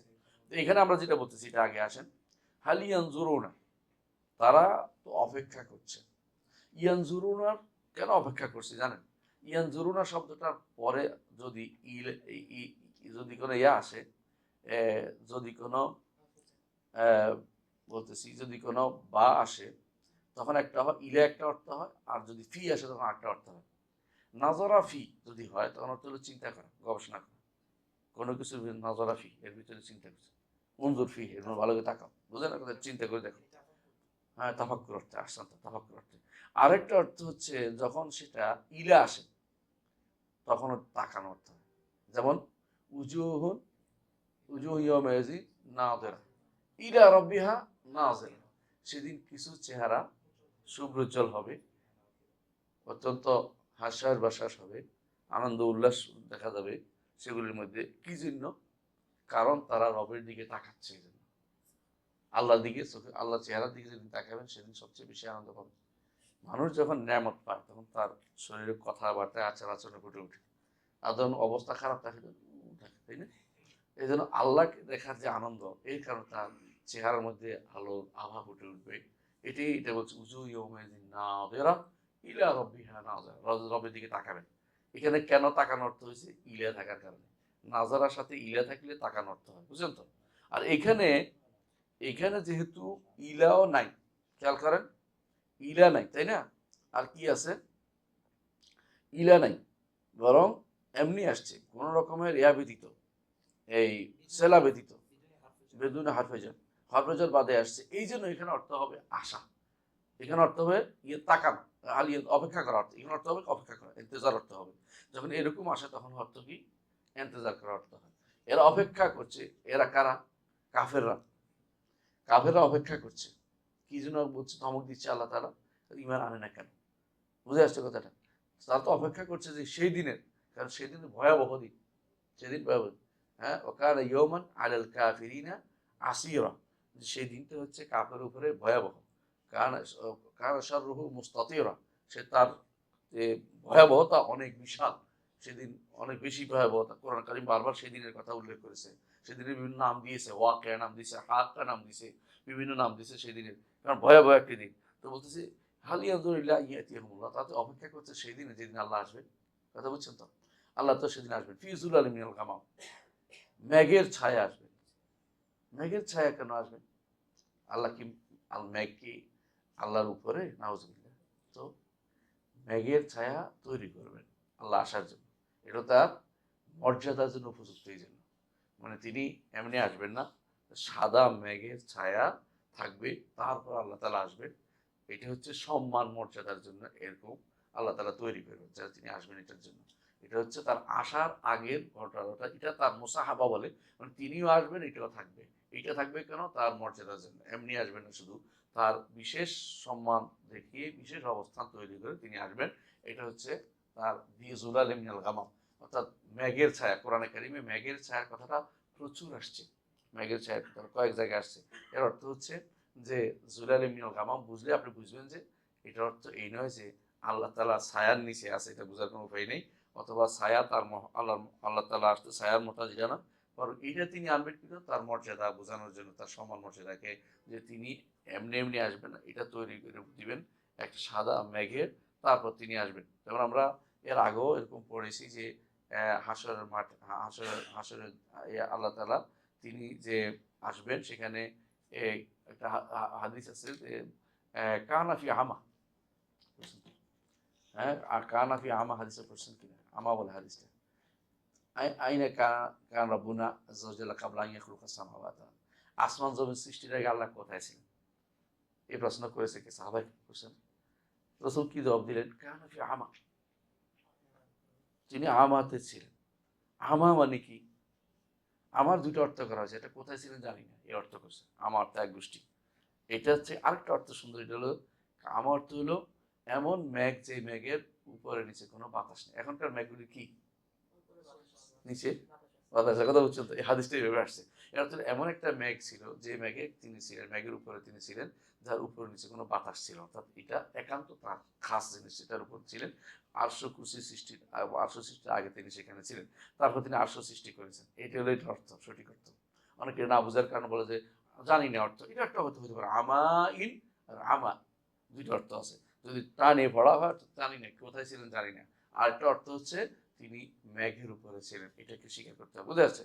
আল্লাহ তাআলা যেটা তার জন্য উপযুক্ত, তিনি যখন আসবেন হাসরের মাঠে, মেঘ সাথে আসবে, এই মেঘটা নিচে থাকবে এবং এটা তার সম্মান ও মর্যাদার পরিচয় হিসেবে আসবে, এটা বুঝতে হবে আপনাদেরকে। ফিজুল আলী মিনাল গামাম, আর কি আসবেন সাথে? ওয়াল মালাইকা, আর মালাইকারও আসবে। মালাইকারও আসবে কিরকম? ছায়ার মতো হয়ে মালাইকারা আসবে। এবং কিভাবে আসবে? অন্য হয়তো বলছে সফফান সফফা, কাতারে কাতারে। মালাইকারা কত কাতার হবে এটা বলে না এখানে, কিন্তু মালাইকারা আসমানও পাহারা দিবেন, সেদিন জমিনও পাহারা দিবেন। আসমানের কথা কোথায় বলা হয়েছে? অন্য জায়গায় বলছে ওয়াল মালাকু আলা আরজাইহা, সেদিন ফেরেশতারা কি করবে? আর না, এর আগের আগের কথা, ওয়াল মালাকু আলা আরজাইহা, ফেরেশতারা আসমানের চারপাশ ঘিরে থাকবে, আর জমিনটাকেও তারা কি করবে? ঘিরে রাখবে, এবং কাতারে কাতারে থাকবে, কেউ যেন জমিন থেকে পালাইতে না পারে বা গোপন হইয়া কোনাকানিতে লুকিয়ে থাকবে তা কিন্তু না, কারণ কোনো কোনাকানি নেই। এমন এক মাঠে আমাদের হাসর হবে, যেই মাঠে কোনো গাছপালা নাই, পাহাড় পর্বত নাই, বাড়িঘর নাই, কোনো চিহ্ন নাই, কারো কোনো মুখের এই জমির প্রকৃত মালিক, এই জমির প্রকৃত মালিক তানভীর ভাই, এমন কোনো লেখেন সাইনবোর্ড নাই, কোনো সাইনবোর্ড নাই। একেবারে আল্লাহ তাআলা হাদিসে আসছে যে ইসমাউহু মান কারুবা ওয়া মান বাউদা, দূরেও শুনবে কাছে শুনবে, কারণ সমান্তরাল হলে শোনা যায় সেভাবে। আর আল্লাহ তাআলা উপর থেকে এমন আওয়াজ দিবেন যে আওয়াজ সবাই সমানভাবে শুনতে পাবে, কারণ তিনি হচ্ছেন বড় আর সবগুলো হচ্ছে ছোট। তিনি এই ছোট জিনিস সবাই একই রকমের শুনবে, কথা বুঝাতে পারছি? তো এরকম তিনি হাসরের মাঠে আসবেন। আর কি আসবেন? ফেরেশতারাও আসবে। ওয়াকুদিয়াল আমরু, আর বিচার ফয়সালা সম্পন্ন হবে। টাইম হয়ে গেছে, তাহলে আমরা অপেক্ষা করবো একটু। কেন? ঠিক আছে, রোজা আছে কার কার? আমি কিন্তু রোজা নেই, পানি খেয়েছি। রোজা আছে, পানি দিয়ে দিন। কারোর কাছে লাগবে? মাফি সাহেব, মাফি সাহেব, স্যার মাফি ভেঙেছে, আলহামদুলিল্লাহ, আলহামদুলিল্লাহ।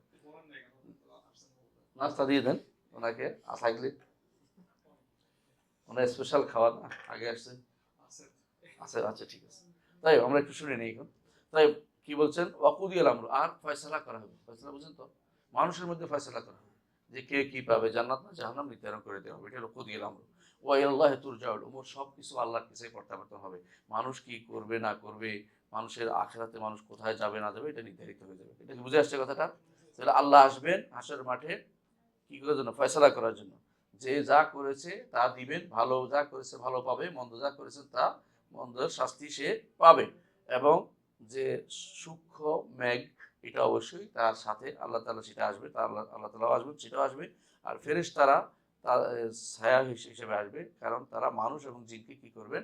ঘিরে রাখবেন জমিনের মধ্যে, তারা পালাতে পারবে, এই জন্য তারা আসবেন। এবং আল্লাহ তাআলা এই সময় ঘেরার পরে আল্লাহ তাআলা নাজিল হবেন। বুঝে আসছে কথাটা? আচ্ছা, এইভাবে আল্লাহ তাআলা কুদিয়াল আমরু, বিচার ফয়সালা করবেন এবং যারা কাফের তাদেরকে ধ্বংস করে দিবেন, এটা। আর ঈমানদারদেরকে জান্নাতের ব্যবস্থাপনা করবেন, আল্লাহর কাছে সবাই ফিরে যাবে। এটা হচ্ছে তাফসীর, আলহামদুলিল্লাহ বুঝে গেছেন। ইবনে কাইয়িম রাহমাতুল্লাহ আলাইহি বলেন যে আল্লাহ তাআলা যে হাশরের মাঠে আসবেন, এটা এই কিয়ামতের দিন, এটা একবার কোরআনও আসছে, হাদিসেও আসছে, আযারও আসছে। এটা অস্বীকার করার অর্থ হচ্ছে যে সে অনেকগুলো কোন আয়াতকে অস্বীকার করবে।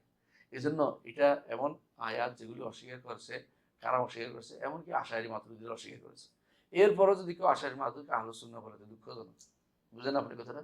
কোরআনকে সরাসরি কোন আয়াতের দালালাতকে অস্বীকার করে বসতেছে, তাবিল করতেছে বিনা কারণে। তাদের শুধু আকলের ধরনা দেখে তারা তাবিল করতেছে। এগুলি কোনোভাবে আহলুস সুন্নাহ ওয়াল জামাতের উত্তর হতে পারে না এরা, বুঝলেন? তারপরে চলেন ওয়াকাউলুহু তাআলা, আরেকটা আয়াতে বলছেন, আপনারা পড়ছেন একটু আগেই, হাল ইয়ানজুরুনা আন তা'তিয়াহুমুল্লাহ, আরেকটা আয়াত, আন তা'তিয়াহুল মালায়েকা। এখানে কিন্তু আল্লাহর কথা বলেনি। এখানে কিন্তু আমরা আগেও জানি কোরআনে কারীমের তাফসীরের নিয়ম কি বলেন তো? তাফসীরুল কোরআন বিল কোরআন। যদি একই রকমের আয়াত হয় তাহলে ওই আয়াতের আয়াতে গিয়ে তাফসীর। এর অর্থ হচ্ছে ফেরেশতারা আসবে, আল্লাহও আসবেন। এইজন্য আল্লাহ এখানে আয়াত পরে বলছেন, হ্যাঁ, হাল ইয়ানজুরুনা, তারা তো অপেক্ষা করছে। কিসের অপেক্ষা করছে? ইল্লা আন তা'তিয়াহুল মালায়েকা, ফেরেশতা আসা পর্যন্ত অপেক্ষা করছে। ফেরেশতা কখন আসবে? হাসরের মাঠে গিরে ফেলবে। অথবা এটাও হতে পারে যে দুনিয়ার বুকে ফেরেশতারা এসে ধ্বংস করবে, এটা হতে পারে। ফেরেশতারা দুনিয়ার বুকে যে যারা জনপদ ধ্বংস করেছে, বহু জনক ফেরেশতা এসে কি ধ্বংস করে দিয়েছে। জিবরাইল আলাইহিস সালাতু ওয়াস সালাম কোনো জনপদের দরজা দাঁড়িয়ে একটা চিৎকার করেছে, ইন কানাত ইল্লা সাইহাতান ওয়াহিদাতান ফাইজা হুম খামিদুন, একটা চিৎকার করতে সব মরে একেবারে পড়ে গেছে। অথবা তিনি সেখানে এসে কি করেছেন? উল্টে দিয়েছেন, জাআলনা আলিয়াহা সাফিলাহা ওয়া আমতারনা আলাইহিম হিজারাতাম মিন সিজজিল। অথবা কোনো এলাকাতে বৃষ্টি এনে তাদেরকে সাখারা আলাইহিম সাবআ লায়ালিন ওয়া তামানিয়াতা আইয়ামিন হুসুমান ফাতারাল কওমা ফিহা সারআ কাআন্নাহুম আ'জাজু নাখলিন খাওয়িয়া ফাহাল তারা লাহুম মিন বাকিয়া। মানে কিছুই অবশিষ্ট রাখা, সব শেষ করে দিয়েছেন। এটা হচ্ছে লা তুবকি ওয়া লা তাজার, তাও যেটা জাহান্নামে দিলেও শেষ করে দিবে, মানুষদেরকে এরকম করবে, আল্লাহ তাআলা কোরআনে কারীম বলেছেন। অর্থাৎ ফেরেশতারা যখন আসে তখন হিজরা মাহজুরা, ভালো কিছু অপেক্ষা করতে নাই। বুঝলেন না কথাটা? ফেরেশতারা কারো প্রতি আল্লাহর নির্দেশ পালন করবে, লা ইয়াসুনাল্লাহ মা আমারাহুম ওয়া ইয়াফআলুনা মা ইউমারুন, আল্লাহ যা নির্দেশ দিয়েছে সেটা পালন করবে, কোনো দয়া নাই, আর কোনো দয়ার সুযোগ নেই, হ্যাঁ, কেন তো কান্নাকাটি করে বেঁচে থাকার কোনো সুযোগ নেই, কারণ ফেরেশতারা এদিকে তাকাবে না, আল্লাহর অর্ডার দিকে তাকাবে। তিনি অর্ডার, দুনিয়ার মানুষ তার কি রিক্কাত পেয়ে বসে, তার মধ্যে কি আসে, কোমলতা আসে, আর এই আমার ভাই দেশি ভাই, হ্যাঁ, দেশি ভাই, আবার আকিদের ভাই কইলে এত তাড়াতাড়ি। কিন্তু আল্লাহর কাছে, ফেরেশতাদের কাছে এই কোনো দরদ নাই, যখন নামবে তখন শেষ, হ্যাঁ, ফিনিশ। বুঝলেন তো? ফেরেশতা আসা অর্থ কি, এখন হিজরাম মাহজুর, হায় রে শেষ রে, এটা তো কিছু শুনবে না। বুঝতে আসছে কথাটা? তো ফেরেশতারা আসার অপেক্ষা করতেছে, কেউ কারা, কাফেররা, হ্যাঁ, ইল্লা আন তা'তিয়াহুম মালাইকা আও ইয়াতিয়া রাব্বুক, অথবা রব আসবেন। এতক্ষণ যারা বলছিল যে হাসরের মাঠে আসা দ্বারা উদ্দেশ্য হচ্ছে ফেরেশতা আসবে, ফেরেশতা আসবে অথবা আল্লাহ আসবে বলছে, রব আসবে, রব আসবে বলছে, এখানে আর কোনো অপব্যাখ্যা করার সুযোগ আছে? নাই। বোঝা গেল যেখানে আল্লাহ স্পষ্ট করে দিয়েছেন যে ফেরেশতারাও আসবে, আল্লাহ তাআলাও আসবে। ফেরেশতারা আসবে, সেটা ঘিরে ধরবে, আল্লাহ তাআলা তখন আসবে, সেখানে তার জুফি জুলালি মিনাল গামাম, সেটা ইয়া সৃষ্টি করে, মেঘের ছায়া সৃষ্টি করে তিনি সেখানে আসবেন। আও ইয়াতিয়া বা'দু আয়াতি রাব্বিক, অথবা এরা অপেক্ষা করছে আরেকটা কি, আল্লাহর কোন নির্দেশনা আসে, আল্লাহর কোন নির্দেশনা আসা অপেক্ষা করে, যে নির্দেশনা আসলে বিপদ, এটা কোনটা জানেন তো? হুম? না, মাউত, মৌতের, মৌতে না, আহসানতা, কিয়ামতের ওই আলামতটা, যে আলামতটার পরে আর তওবা কবুল হবে না। সূর্য পশ্চিম দিগন্তে আসে, আহসানতা, সূর্য পশ্চিম দিগন্তে, সূর্য যখন পশ্চিম দিগন্তে আসবে, এরপর আর কোনো তওবা কবুল হবে না। হাদিসে আছে, রাসূলুল্লাহ সাল্লাল্লাহু আলাইহি ওয়াসাল্লাম বলেছেন যে কিয়ামতের আগে সূর্য যখন পশ্চিম দিকে আসবে, উঠবে, তখন সবাই ঈমান আনবে। কেন ঈমান আনবে? তাদের কাছে খবর পৌঁছে যাবে তখন যে ইসলাম বলেছিল যে পশ্চিম দিগন্তে সূর্য উঠবে, আর কোনো দিন বলেনি। তখন তারা বুঝবে যে হায় রে, কথাটা একদম সত্য, মিলে গেছে, আর কোনো কথা নাই, সবাই বলে আমরা ঈমান আনলাম, ঈমান আনলাম, কিন্তু লা ইয়ানফাউ নাফসান ঈমানুহা লাম তাকুন আমানাত মিন ক্বাবলু আও কাসাবাত ফি ঈমানিহা খায়রা। আগে ঈমান আনে নাই, তাদের ঈমানে কোনো কাজে আসবে না। কেন ঈমানে কাজে আসবে না? কি তওবা তো করছে, আসবে না কেন? আহসানতা, আলেমুল গায়ব আর নাই, আলেমুল শাহাদা হয়ে গেছে। আলেমুল গায়ব, ঈমান হচ্ছে গায়বের উপর আনতে হয়।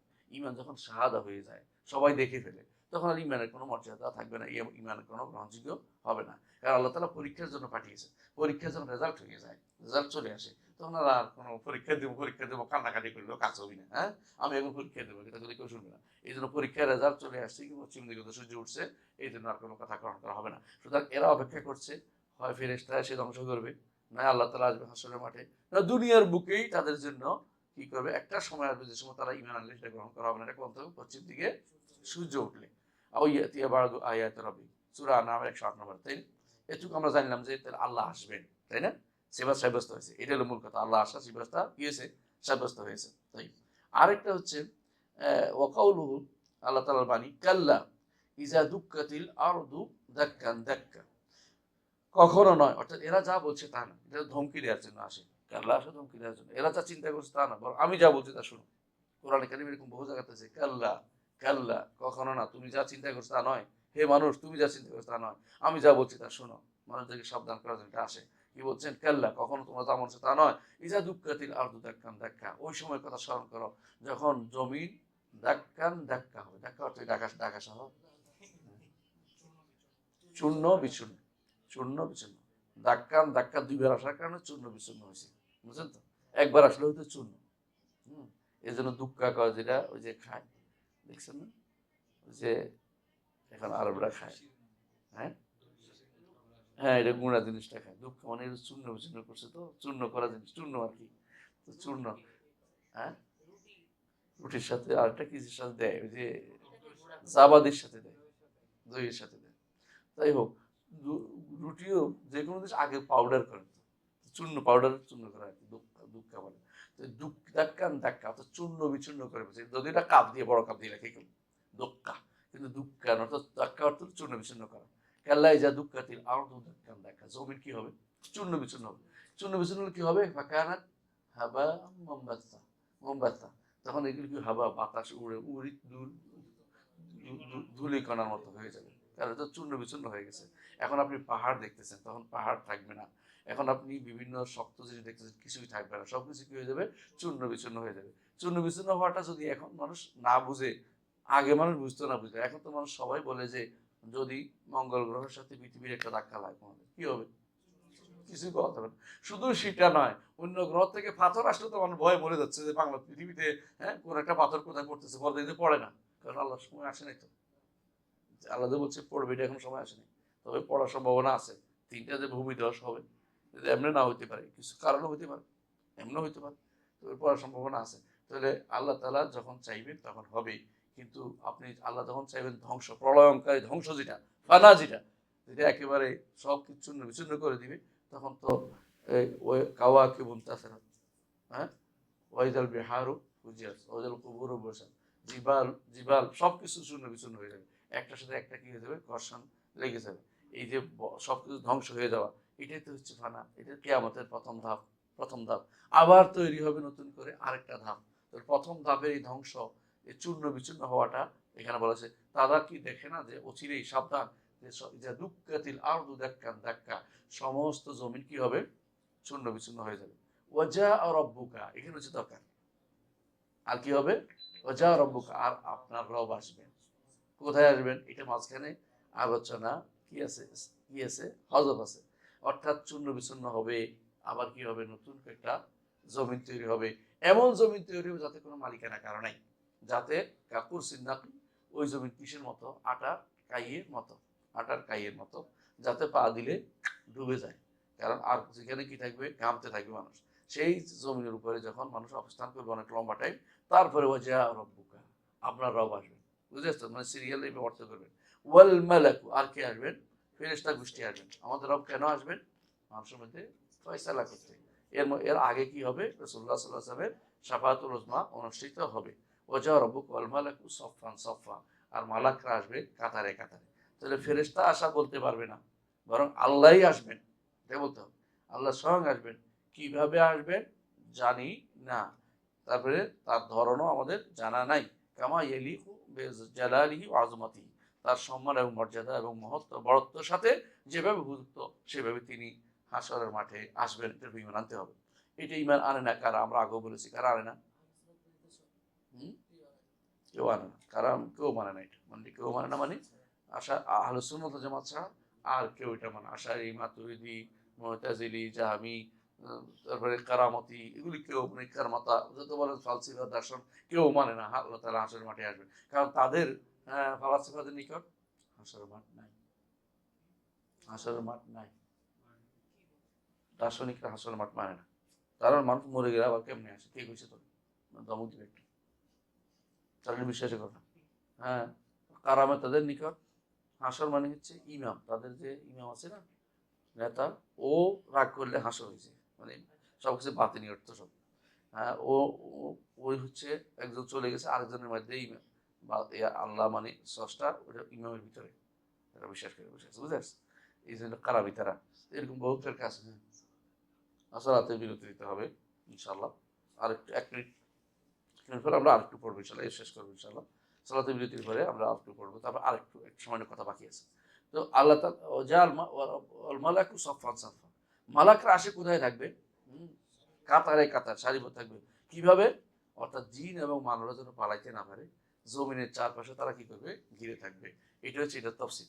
আপনি কোথাও পালাইতে পারবেন না, আপনি কোথাও পালাইতে পারবেন না।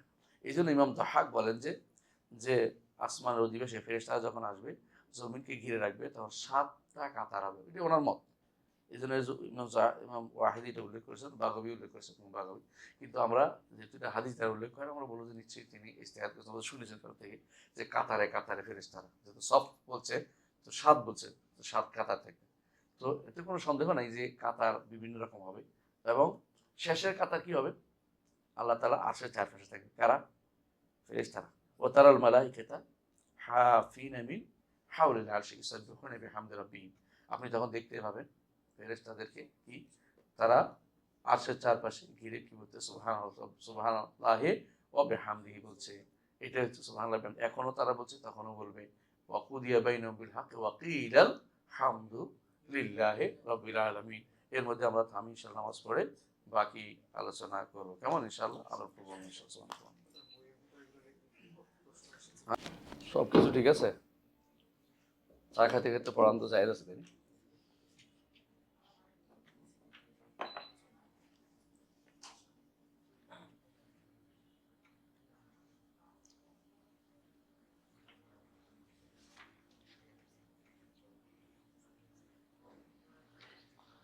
বিসমিল্লাহির রহমানির রহিম। আলহামদুলিল্লাহ রাব্বিল আলামিন ওয়াস সালাতু ওয়াস সালামু আলা আশরাফিল আম্বিয়া ওয়াল মুরসালিন নবিয়িনা মুহাম্মাদিন ওয়া আলা আলিহি ওয়া সাহবিহি আজমাইন ওয়া বা'দ। আমরা ইবনে তাইমিয়া রাহমাতুল্লাহ আলাইহি আকীদাতুল ওয়াসিতিয়া পড়ছিলাম, তাই না? আমরা শেষে এই গত দর্স এই দর্স আমাদের ছিল কিসের উপরে? সিফাত ফেইলিয়ার উপরে। সিফাত ইখতিয়ারিয়া, সিফাত ফেইলিয়ার উপর আলোচনা হচ্ছিল। সিফাত ইখতিয়ারিয়া, সিফাত ফেইলিয়া, ইখতিয়ারিয়ার উপর আলোচনা হচ্ছে, তাই তো? তাই আমরা আর এই একই জিনিসের উপর সাথে জড়িত মানে একটা আয়াত বাকি আছে, যেটা আল্লাহর ইতিয়ান, আল্লাহ তাআলার আশা। আল্লাহ তাআলার আশা, ওয়াজা রাব্বুকা ওয়াল মালাকু সাফান সাফা, এই শব্দগুলো তিন ভাবে আসে। একটা হলো জা আতা, আল্লাহ তাআলা আসবেন। তারপরে একটা হলো মাজি, হ্যাঁ, এই কয়টা হাদিস আছে, ইতিয়ান, মাজি, দুইটা সিফাত আসছে এখানে। এই দুইটা সিফাতকে আমরা আলোচনা করেছি যে আল্লাহ তাআলার দুইটা সিফাত সাব্যস্ত করতে। দুইটা শব্দের অর্থ কি? যা অর্থ আশা, আর মাজি অর্থ আশা, কিন্তু শব্দ ভিন্ন ভিন্ন আসছে, সিফাত দুইটা ভিন্ন সাব্যস্ত হবে। কথা বুঝছো কিনা? একই সিফাত যদি কোনো ভিন্ন ভিন্ন শব্দ আসে, ভিন্ন ভিন্ন সিফাত সাব্যস্ত হবে।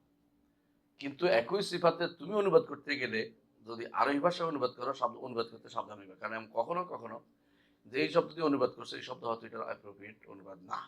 যেমন আমাদের শেখ মোহাম্মদ সালেহ তাইমিন রাহিমাহুল্লাহ, তিনি বলতেন যে আল্লাহ জাওয়াদ, কিন্তু আল্লাহকে সাখী বলা যাবে না। যদি শব্দ অর্থ অর্থ সবাই বলে জাওয়াদ তিনিই সাখী, কিন্তু এটা বলা যাবে না, কারণ এই শব্দ আসেনি, শব্দ ওইটা আসছে। ঠিক অনুবাদের ক্ষেত্রেও খেয়াল রাখতে হবে বাংলা ভাষায়, যে ডিকশনারি থাকলে সব শব্দ দিয়ে, সব এই সিফাতের অনুবাদ করা যাবে না। যতক্ষণ পর্যন্ত অ্যাপ্রোপ্রিয়েট পুরোপুরি আসবে তখন পর্যন্ত এই শব্দের অনুবাদে ব্যবহার করা যাবে না। কথা বুঝছেন তো?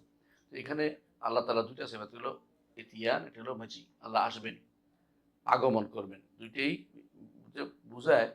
ইবনে তাইমিয়া রহমতুল্লাহ, ইবনে কাইয়িম রহমতুল্লাহ আলাইহি তার সওয়াকুল মুরসালা বলেন যে এই দুইটা দ্বারা বোঝা যাচ্ছে একটা অতিরিক্ত ফায়দা, সেটা হচ্ছে যে আল্লাহ তাআলা উপরে আছেন, কারণ তিনি ও নাজিলের কথা বলা হয়েছে, ফেরেশতারা নাজিল হবেন, এর অর্থ হলো আল্লাহও নাজিল হবেন। তাশাক্কাকুস সামাউ বিল গামামি, এর অর্থ হচ্ছে আল্লাহ তাআলা নাজিল হবেন, এটা বোঝা যাচ্ছে আল্লাহ তাআলা উপরে আছেন। এটা অলুর একটা দলিল, নাজিল হওয়ার থেকে বোঝা যায়।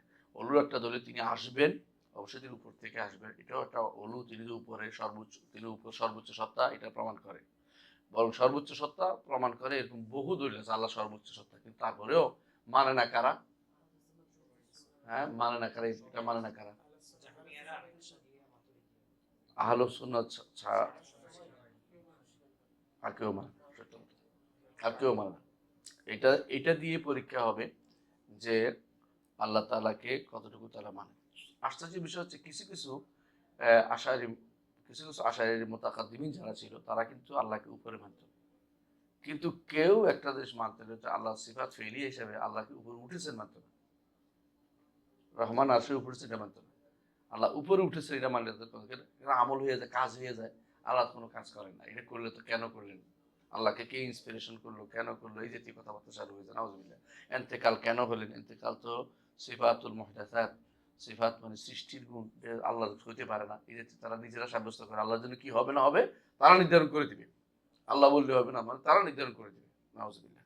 মানে যেমন আল্লাহ বলছে আমি আসছি, হ্যাঁ, আসবো হাসরের মাঠে, তারা বলছে আপনি আসবেন না, আপনি আসতে পারেন না। তারা হলো এরকম যে আপনি আসা এটা ঠিক না, আপনি কেন আসবেন? আপনি আসলে তো আমাদের সমস্যা হয়ে যাচ্ছে, আমাদের ওদের সমস্যা হয়ে যাচ্ছে। এই জন্য এগুলি হচ্ছে মানে বেদাতীদের কাজ হচ্ছে বিবেককে প্রাধান্য দিয়ে আল্লাহ তাআলার সিফাতকে অস্বীকার করা। তো এখানে আসি সর্বশেষ যে আয়াতটা আমরা পড়েছি, ওয়া কাওলাহু ওয়া ইয়াওমা তাশাক্কাকুস সামাউ বিল গামামি, যেদিন আসমান ফাটবে, বুঝে আসছে, ফেটে যাবে, বিল গামামে, অর্থ কি? মেঘ, মেঘ দিয়ে ফাটবে, কারণ মেঘ নাজিল হবে, আল্লাহ নাজিল হবে। কথা বুঝছেন তো? এই জন্য মেঘ দিয়ে ফাটবে। ওয়া এর অর্থ তারা তখন ফেরেশতারা নাজিল হবে। হ্যাঁ, ফেরেশতারা নাজিল হয়ে কি করবে? তখন সৃষ্টিকে হাসরের মাঠে ঘিরে ফেলবে সৃষ্টিকে হাসরের মাঠে। তখন আল্লাহ তাআলা নেমে আসবেন। তো ইজা সামাউন ফাতারাত, আমরা এটা পড়ি না কোরআন কারীমে, যখন আসমান ফেটে যাবে, এর অর্থ হলো ফেটে যাবে। একটা অর্থ হলো ইনফাতারাত বিল গামাম, তাশাক্কাকুস সামাউ বিল গামাম, অর্থাৎ এটার এক অর্থ হলো চৌচির হয়ে চূর্ণ বিচ্ছিন্ন হওয়া, এটাও শুদ্ধ। আরেকটা হলো আসমান ফেটে যাবে, কারণ আল্লাহ আসমান আবার বানাবেন, কারণ যেভাবে আবার তৈরি করেছেন কামা খালাকনা আউওয়ালা মারাতিন, আগে যেভাবে তৈরি করেছেন আবার তিনি সেটাকে তৈরি করবেন। ওয়াদান আলাইনা ইন্না কুন্না ফাইলিন, আল্লাহ ওয়াদা করছেন যেটা তিনি করবেন। অর্থাৎ ইয়মা তুবাদ্দাল আরদু গায়রাল আরদি ওয়াস সামাওয়াত, জমিন পরিবর্তিত হবে, আসমানও পরিবর্তিত হবে। বুঝে আসছে? সে আসমান ভেদ করে আল্লাহ তাআলা নাজিল হবেন কোথায়? হ্যাঁ, তিনি হাশরের মাঠে আসবেন এবং সেই মাঠটা কোথায় না? হাশরের মাঠ কোথায়? যারা বলে শাম এরা বুঝে নেই। হাশরের মাঠ, দুনিয়ার হাশরটা হলো শাম। দুনিয়ার হাশর বুঝছেন তো? দুনিয়ার হাশর হচ্ছে দুনিয়াতে সর্বশেষ একটা হাশরে মানুষ একত্রিত হবে, যেখানে পৃথিবী ধ্বংস হবে। তখন মানুষ হাশর এই আর ইয়াতে থাকবে, শামে থাকবে। চতুর্দিক থেকে আগুন ধেয়ে আসবে। সর্বশেষ যে কিয়ামতের আলামত, সেটার কারণে মানুষের একসাথে হবে। দুনিয়ার এটার একটা হাসর, এই জন্য আরদুল মাহশার বলে এটাকে, শামকে। কিন্তু এটা আখেরাতের হাসরের মাঠ না। আখেরাতের হাসরের মাঠ এগুলি কিছুই থাকবে না, নতুন একটা মাঠ তৈরি হবে যেখানে কারো উপরে কোনো জুলুম হয় নাই। অথচ সেখানে কবর আছে এখন, তাই না? সেখানে কোনো ইটা আছে, গাছপালা আছে হাসর আর ইয়াতে, এই বর্তমানে সামনে, তাই না? সেইটা কোনোটাই থাকবে না। জগৎ নতুন করে তৈরি করবেন আল্লাহ তাআলা। জমিন একটা এমন জমিন হবে যে জমিনটা ভিন্ন রকমের, এরকম পাহাড় পর্বতওয়ালা জমিন না। এমন একটা জমিন আল্লাহ তাআলা তৈরি করবেন। আল্লাহ তাআলা সবই করতে পারেন, ওয়াদান আলাইনা। সুতরাং যারা হাশরের মাঠকে অনেক সময় দেখবেন যে অনেকেই হাশরের মাঠ বলে কোথায় লিখতেছে, হ্যাঁ, ইয়ালে এই সামদেশ লিখতেছে, ওটা বুঝে না অনেকে। তো আরাফার মাঠেরও সামদেশ মানে ইয়া আর হাশরের মাঠ বানিয়ে দিচ্ছে। অথচ আরাফার মাঠ হাশরের মাঠ কোথাও আসে নাই, কোথাও আসে নাই। ওইটা আসছে যে ওয়াদি নামান আল্লাহ তাআলা একত্রিত করেছেন, আদমের পিঠ থেকে মানুষদের বের করেছেন, এই বর্ণনাটা আসছে। এই বর্ণনাটার মধ্যে শুদ্ধ অশুদ্ধ বিষয় রয়েছে, বের করার বিষয়টা। তো তারপর যদি শুদ্ধ হয়ে থাকে তাহলে এটা ওয়াদি নামান, এটা হচ্ছে ওয়াদি নামান কোথায়? ওয়াদি নামান বলে আরাফার মাঠকে, বুঝলেন তো কথাটা? কিন্তু এটার সাথে হাশরের মাঠের সম্পর্ক নাই। কিন্তু মানুষ, কিছু মানুষ এটার সাথে একসাথ করে ফেলে, এটার জন্য সাবধানে আমাদের কথা বলতে হবে, ঠিক আছে? তাহলে হাশরের মাঠ একটা ভিন্ন একটা মাঠ হবে। আল্লাহর জন্য এই মাঠ তৈরি কোনো কোনো বিষয়ই না। এখন যারা আকাশ নিয়ে চিন্তা করে তারা বুঝবে যে কিছুই না, পৃথিবী একটা ফোঁটা, বিলিয়ন বিলিয়ন পৃথিবীর মধ্যে পৃথিবী একটা ফোঁটা। হাশরের মাঠ তৈরি করা কোনো ব্যাপারই না, বিষয় আল্লাহ তাআলার জন্য। সুতরাং আল্লাহ তাআলা ওমা যালিকা আলাল্লাহি বিআজিজ, আল্লাহর জন্য কঠিন কিছুই না। তাহলে আমরা দেখতে পাচ্ছি যে এই এই আয়াতগুলো, আমরা তিনটা আয়াত পড়েছি, তাই না? একটা আয়াত সূরা, প্রথমটা হচ্ছে সূরা বাকারার 210, তারপরটা সূরা আনআমের 158, তারপরটা হচ্ছে সূরা ফাজরের 21-22, তিনটা। আরেকটা হলো চতুর্থ সূরা ফুরকানের 25 নম্বর আয়াত। এগুলিতে আমরা দেখতে পেলাম যে কয়েকটা সিফাতের কথা এখানে আসছে। এক নম্বর হচ্ছে যে ওয়ানুজিল মালাইকা তানজিলা, তারা ফেরেশতা নাজিল করার অর্থ আল্লাহও নাজিল হবেন, ফেরেশতাও নাজিল হবে, কারণ ফেরেশতা দেখিয়ে রাখবে। এই তিন একসাথে কয়েকটি সিফাতের কথা আছে। একটা হলো মাজি, একটা হলো ইতিয়ান, একটা হলো নুজুল। সবগুলি আল্লাহর জন্য সাব্যস্ত হবে। আর আল্লাহ তাআলা নুজুল তো এমনি সাব্যস্ত আছে, প্রতি রাত্রিতে তিনি নেমে আসেন। আর কখন নামে? ইয়ৌমা আরাফা, আশিয়াতু আরাফা, আরাফার বিকেল। আহসান, বারাকাল্লাহু ফিক। আর যেটা শুদ্ধ হয় না নামাজ, এটা হলো কোনটা? নিসফু শাবান। আহসান, এই রেওয়ায়তটা শুদ্ধ না। কিন্তু এটা উল্লেখ করে আর আমরা কি জন্য, সিফাত সাব্যস্ত করার উল্লেখে অনেকে উল্লেখ করে থাকে, কিন্তু রেওয়ায়তটা শুদ্ধ না। তো দুইটা আমরা পাইছি, একটা হচ্ছে কি প্রতি রাত্রি শেষ প্রহরে, আরেকটা হলো কখন? আরাফা, আশিয়াতু আরাফা। এই দুইটাই শুদ্ধ বর্ণনা, এই দুইটাই শুদ্ধ বর্ণনা। তাই তার বুঝে আল্লাহ তাআলা নেমে আসেন, আল্লাহ তাআলা আসবেন, আল্লাহ তাআলা আগমন করবেন। আমরা শব্দ শব্দ পরিবর্তন, আমরাও এক শব্দে দুইটা প্রতিশব্দ ব্যবহার করি, যাতে করে দুইটাই সাব্যস্ত হয়। এটা কামা ইয়ালিকু বিজালালিহি ওয়া আযমাতিহি, যেভাবে আল্লাহর জন্য উপযুক্ত। এগুলি সবই কি সিফাত ফেলিয়া, সব কি সিফাত ফেলিয়া, এগুলি সবই হচ্ছে সিফাত ফেলিয়া। তাই এগুলিকে প্রকাশ্যে অর্থ নিতে হবে। দ্বিতীয় শিক্ষা হচ্ছে এগুলি কি নিতে হবে। আমার প্রথম শিক্ষাটা কি পাইলাম? তিনটি সিফাত পাইলাম, তাই না? এবং তিনটি সিফাত কামা ইয়ালিকু বিজালালিহি ওয়া আযমাতিহি। আর কি পাইলাম? আর পাইলাম যে এগুলিকে প্রকাশ্যে অর্থ নিতে হবে, এগুলি কোনো অপব্যাখ্যা করা যাবে না। কারণ অপব্যাখ্যার কোনো কারণ নাই, অপব্যাখ্যার কারণ থাকতে হবে, অপব্যাখ্যার একটা কারণ থাকতে হবে। ধরুন তাবিল করবেন, কেন করবেন, একটা কারণ থাকতে হবে। তো কারণ যদি কোনো হয় শারঈ, তাহলে গ্রহণযোগ্য। কারণ যদি কোনো হয় আকলি, তাহলে গ্রহণযোগ্য না। শুধু আকল দিয়ে আপনি কোনো কিছুকে পরিবর্তন করতে পারবেন না। শারঈ কোনো কারণ যদি থাকে তাহলে আপনাকে এটা উল্লেখ করতে হবে যে এই শারঈ কারণে এটা বলছি, আল্লাহ তাআলা অন্য কারণে এটা উল্লেখ করেছেন সেজন্য করছি, তো এটা হবে। যেমন ধরেন একটা হাদিস আছে, রাসূলুল্লাহ সাল্লাল্লাহু আলাইহি ওয়াসাল্লাম বলেছেন যে ইয়াউমা লা যিল্লা ইল্লা যিল্লু, একটি, হ্যাঁ, সাবআতুন ইযিল্লুহুমুল্লাহু ফি যিল্লিহি ইয়াউমা লা যিল্লা ইল্লা যিল্লু, ৭ শ্রেণীকে আল্লাহ তাআলা তার ছায়ার স্থান দিবেন যেদিন তার ছায়া হইতে কোনো ছায়া নেই। এবং তার ছায়া কি জিনিস, দুইটা মত আছে। একটা মত শেখ উসাইমিন বলেন যে হতে পারে তিনি একটা ছায়া সৃষ্টি করবেন, সৃষ্ট ছায়া, যে ছায়াতে মানুষকে তিনি রাখবেন। কিন্তু বেশিরভাগ আলেমরা বলেছেন যে এখানে অন্য বর্ণায় আসছে ইয়াউমা লা যিল্লা ইল্লা যিল্লু আরশি, আরশের ছায়া ভিতরে আর কোনো ছায়া থাকবে না। তাহলে দুইটা বর্ণনা আসার কারণে আমরা এখানে কি পাচ্ছি, প্রকাশ্য অর্থকে আরশের নিচে বলতে পারতেছি যে এটা শুদ্ধ। এটা হলো বর্ণনার কারণে, এটা হলো বর্ণনার কারণে। তো এই বর্ণনা থাকলে আমরা শব্দের অর্থ পরিবর্তন এদিকে নিতে পারি, একদিকে নিতে পারি। আচ্ছা, বর্ণনা শুধু আকল দিয়ে আপনি পরিবর্তন করে দিবেন, এটা ইসলামে বৈধতা নেই। কথা বুঝছো তো? অর্থাৎ এখন আপনি আল্লাহ তাআলা আসবেন না, ফেরেশতা আসবে, নির্দেশ আসবে অথবা রহমত আসবে, এই যে কোনোটাই বলতে পারবে না। কারণ ফেরেশতা, রহমত, এগুলো আল্লাহ তাআলা অর্ডার তো সবসময়ই আসে। আল্লাহ তাআলার রহমত তো বান্দার উপরে অবারিত। সুতরাং ওই দিন স্পেশালি আসার অর্থ শুধু রহমতও নয়, শুধু হুকুমও নয়, অর্ডারও নয়। এটাকে আমাদের বুঝতে হবে, তাই না? তাহলে দুইটা জিনিস আমরা জানলাম। আরেকটা জিনিস আমরা জানলাম যে আল্লাহ তাআলা স্বয়ং আসবেন। আল্লাহ তাআলা স্বয়ং আসবেন। আল্লাহ তাআলা স্বয়ং আসবেন। কারণ প্রত্যেকটা আয়াতের মধ্যেই দেখবেন যে এমন ইঙ্গিত আছে যে যেমন বলছে ফেরেশতা আসবে, আল্লাহ আসবে, আল্লাহ আসবে, ফেরেশতা আসবে। তাই তো? এর অর্থ হচ্ছে যে ফে অ যে আল্লাহ তাআলা আসবেন। কারণ এখানে ফেরেশতা আসা বলতে পারবে না। কারণ ফেরেশতা ভিন্ন উল্লেখ করা আছে। আবার অন্য জায়গাতে আল্লাহ তাআলা বলছেন আতা আমরুল্লাহ। আল্লাহর নির্দেশ আসছে। হ্যাঁ? সেটা আলাদা করা হয়েছে। এখনো নির্দেশ আসছে অনবরত। আতা আমরুল্লাহ ফালা তাস্তাজিলু। যে আল্লাহর অর্ডার আসছে। এই অর্ডার আমরুল্লাহ, আমরে শারঈ আছে, আমরে কাউনি আছে। আমরে শারঈ যেমন, আমরে শারঈ কি? যেমন সালাত আদায় করতে হবে, যাকাত দিতে হবে, আমরে শারঈ। আমরে কাউনি কি? তাকদীর, আল্লাহ নির্ধারণ করেছেন যে কি করতে হবে, আজকের দিনে কি কি মানুষের ভালো মন্দ কি হবে, সবই আমরে কাউনি। তো আল্লাহ তাআলা আমরে কাউনি, আমরে শারঈ সবই কিন্তু আমাদের জন্য আসে। তো আল্লাহ তাআলা হাশরের মাঠে নিজে আসবেন, স্বয়ং আসবেন, এটাই বিশ্বাস করতে হবে। কিন্তু কিভাবে আসবেন ধরনটা আমাদের জানা নেই। কারণ তাকে তো চিনি না, তার ধরন তো জানি না। তার আসার ধরন কিভাবে আমরা নির্ধারণ করি? কথা কি বুঝে আসছে? এইভাবেই আমাদেরকে ঈমান আনতে হবে যে এই অপব্যাখ্যার দিকে যাওয়া যাবে না। ইবনে কাইয়্যিম রাহমাতুল্লাহ আলাইহি বলেছেন, যারা বলে যে এখানে আল্লাহর নির্দেশ আসবেন, তারা অনেকগুলো ভুল করে। ১ নম্বর ভুল হচ্ছে যে এখানে এই এ নির্দেশ শব্দটি আসার কোনো দলিল, কোনো অন্য কোনো কিতাবও নাই, কোনো কিতাবে বলা হয় নাই এবং সালফে সালিহিন থেকে এটা বর্ণিত হয় নাই। সুতরাং এটা কোনোভাবেই উল্লেখ করা হবে না। এখন অনেকে বলতে পারেন যে দেখেন একটা জিনিস, যে অনেকে বলতে পারেন যে কোরআনে কারিম এবং কোরআন কারিম এবং হাদিসে নববীতে যদি কোনো আতা আসে, এরপরে বা আসে, তখন অর্থ হয় কিন্তু কোনো কিছু নিয়ে আসা। ওইটা উদ্দেশ্য না। যেটা বা আসলে ওইটা পাঠায় না। যেমন আল্লাহ তাআলা, যেমন হাদিসে আসছে যে অ্যা যেমন হাদিস যে আল্লাহ তাআলা কোরআনে কারিমে বলছে, ওয়ালাকাদ জি'নাহুম বিকিতাবিন ফাসসালনাহু আলা ইলমিন। আমরা তাদের কাছে কিতাব নিয়ে এসেছি।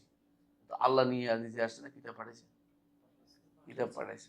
তাহলে এখানে যে আসলো বিকিতাবিন, বাটা আইসা কি করলো? মুকাইয়াদ করলো, তাকিদ করলো, শর্ত যুক্ত করলো। মানে একটার সাথে একটা যুক্ত করে দিল। আশাটাকে কিসের সাথে যুক্ত করলো? কিতাবের সাথে। আর তখন অর্থ হয় কিতাব পাঠানো। তাদের কাছে আমরা কিতাব পাঠাইছি। এইজন্য যখন মুতলাক থাকে, মানে কোনো কিছু শর্ত মুক্ত থাকে, তখন আর এটা আশাই অর্থ হয়, তখন অন্য কিছু হয় না। কথা বুঝছেন? অর্থাৎ যখন কোরআন হাদিসে যখন যা বা আতার পরে কোনো কিছুর সাথে সম্পর্ক যুক্ত হয়, যুক্ত করে কি আসলো এটা বলে দেয়, তখন সেটা আল্লাহ তাআলার সাথে সম্পৃক্ত হয় না। এটা যেটার সাথে সম্পৃক্ত ওইটা আশা হয়। তখন এটার এই সত্তা আসার বুঝায় না। কিন্তু তখন যেটার সাথে যুক্ত হচ্ছে এটা আশা হয়। কিন্তু এখানে আল্লাহ তাআলা বলছেন যেমন আল্লাহ তাআলা বলছেন ইয়াউমা ইয়াতি বা'দু আও ইয়াতি রাব্বুকা, আপনার রব আসবেন। সেখানে কোনো কিছু সম্পৃক্ত করে নাই। এর অর্থ হচ্ছে মুতলাক থাকার কারণে আল্লাহর আশাটা, হাশরের মাঠে আসাটা, এটাকে আল্লাহকে আশা, আল্লাহ আসছে এটাই বুঝতে হবে। অন্য কোনো আল্লাহ আসবেন এটাই বুঝতে হবে। অন্য কোনো কিছু বোঝার কোনো সুযোগ নাই। কারণ হচ্ছে মুতলাক আর মুকাইয়্যিদের পার্থক্যটা আমাদের জানতে হবে। মুতলাক মানে হলো নিঃশর্ত, আর এটা হলো শর্তযুক্ত। শর্তযুক্ত করলে যেটা শর্তযুক্ত ওইটা আসবে। আর শর্তযুক্ত না করলে আল্লাহ স্বয়ং আসবেন। এটার উপরেই ঈমান রাখতে হবে। আচ্ছা, তাহলে এখান থেকে আমরা অনেকগুলো শিক্ষা আমরা পেলাম আলহামদুলিল্লাহ। ১ নম্বর হচ্ছে আল্লাহ তাআলার সিফাত সাব্যস্ত করব কি? নুজুল, তারপরে আল্লাহ তাআলার ইতিয়ান, একটা হলো মাজি, একটা হলো ইস্তিওয়া, একটা হলো ইরতিফা, আল্লাহ উপরে, তাই না? এগুলো সবই কিন্তু আমাদের এই আয়াতগুলো দ্বারা সাব্যস্ত হচ্ছে, কারণ আয়াতগুলো সবগুলিতেই বোঝা যাচ্ছে আল্লাহ উপরে, তিনি আসবেন, আল্লাহ নামবেন, কেমন, আল্লাহ তালা এইগুলি হিসাব নেবেন, আল্লাহ তালা কাছে করবেন, এটা হলো সাব্যস্ত হচ্ছে। তো এগুলি কোনোটাতেই কোনো সমস্যা নেই। সমস্যা কাদের কাছে? যাদের কাছে যারা আগে থেকেই অন্তরটাকে তাসবিহ দিয়ে রাখছে, মুসাব্বিহ, যারা তাসবিহ দেয়, যারা অস্বীকার করে, যেমন আল্লাহর সিফাত যারা অস্বীকার করে, আগে কি করে জানেন? আগে ধারণা করে যে সৃষ্টির মতো, পরে এটা অস্বীকার করে। এই যে কুল্লু মুআত্তিল মুসাব্বিহ, ইবনে তাইমিয়া রাহমাতুল্লাহ বলতে প্রত্যেকটি যারাই সিফাত অস্বীকার করে তারা আগে কি করে? তাতিল করে নেয়, মানে আরে তাসবিহ দিয়ে নেয়, যে তো তো মানুষের মতো হয়ে গেল। এইটাই সমস্যা। তো এরা তাতিল করে, আবার যারা মুসাব্বিহ তারা মুআত্তিল, কারণ আল্লাহ তাআলা যেটা বলছে এটার সাথে তাসবিহ হওয়ার কোনো সুযোগ নেই। যারা তাসবিহ দিয়ে দিছে যে আল্লাহটা আমার নাজিল হওয়ার মতো, তাহলে তারাও কি করছে? আল্লাহর মূল সিফাতকে অস্বীকার করে বসছে। এজন্য কুল্লু মুআত্তিল মুসাব্বিহ ওয়া কুল্লু মুসাব্বিহ মুআত্তিল, এটাকে এভাবে বুঝতে হবে। আচ্ছা, এই হাদিসে ইবনে কাইয়িম রাহমাতুল্লাহ আলাইহি উল্লেখ করেছেন যে এই আয়াতগুলো দ্বারা বোঝা যাচ্ছে আল্লাহ তাআলা উপরে, কারণ তিনি আসা অর্থে, এবং বলছে তাশাক্কাকুস সামাউ বিল গামামি, ফেরেশতা নাজিল হবে আসমান ভেদ করে মেঘ নিয়ে, আর মেঘের পরে আল্লাহ আসবেন, এর অর্থ হচ্ছে আল্লাহ উপরে। এটা তারা এই দলিল দিয়েছে। তো উলুউল্লাহর একটা দলিল এখান থেকেও আমরা পাই। সুবহানাল্লাহ। তাইব আমরা যতটুকু জানি, এতটুকু দ্বারা কি বুঝলাম? যে আল্লাহ তাআলার জন্য সিফাত ফেলিয়ে সাব্যস্ত করতে হবে। ইবনে তাইমিয়া রাহমাতুল্লাহ এরপরে সিফাত জাতিয়ার দিকে আবার আসছেন।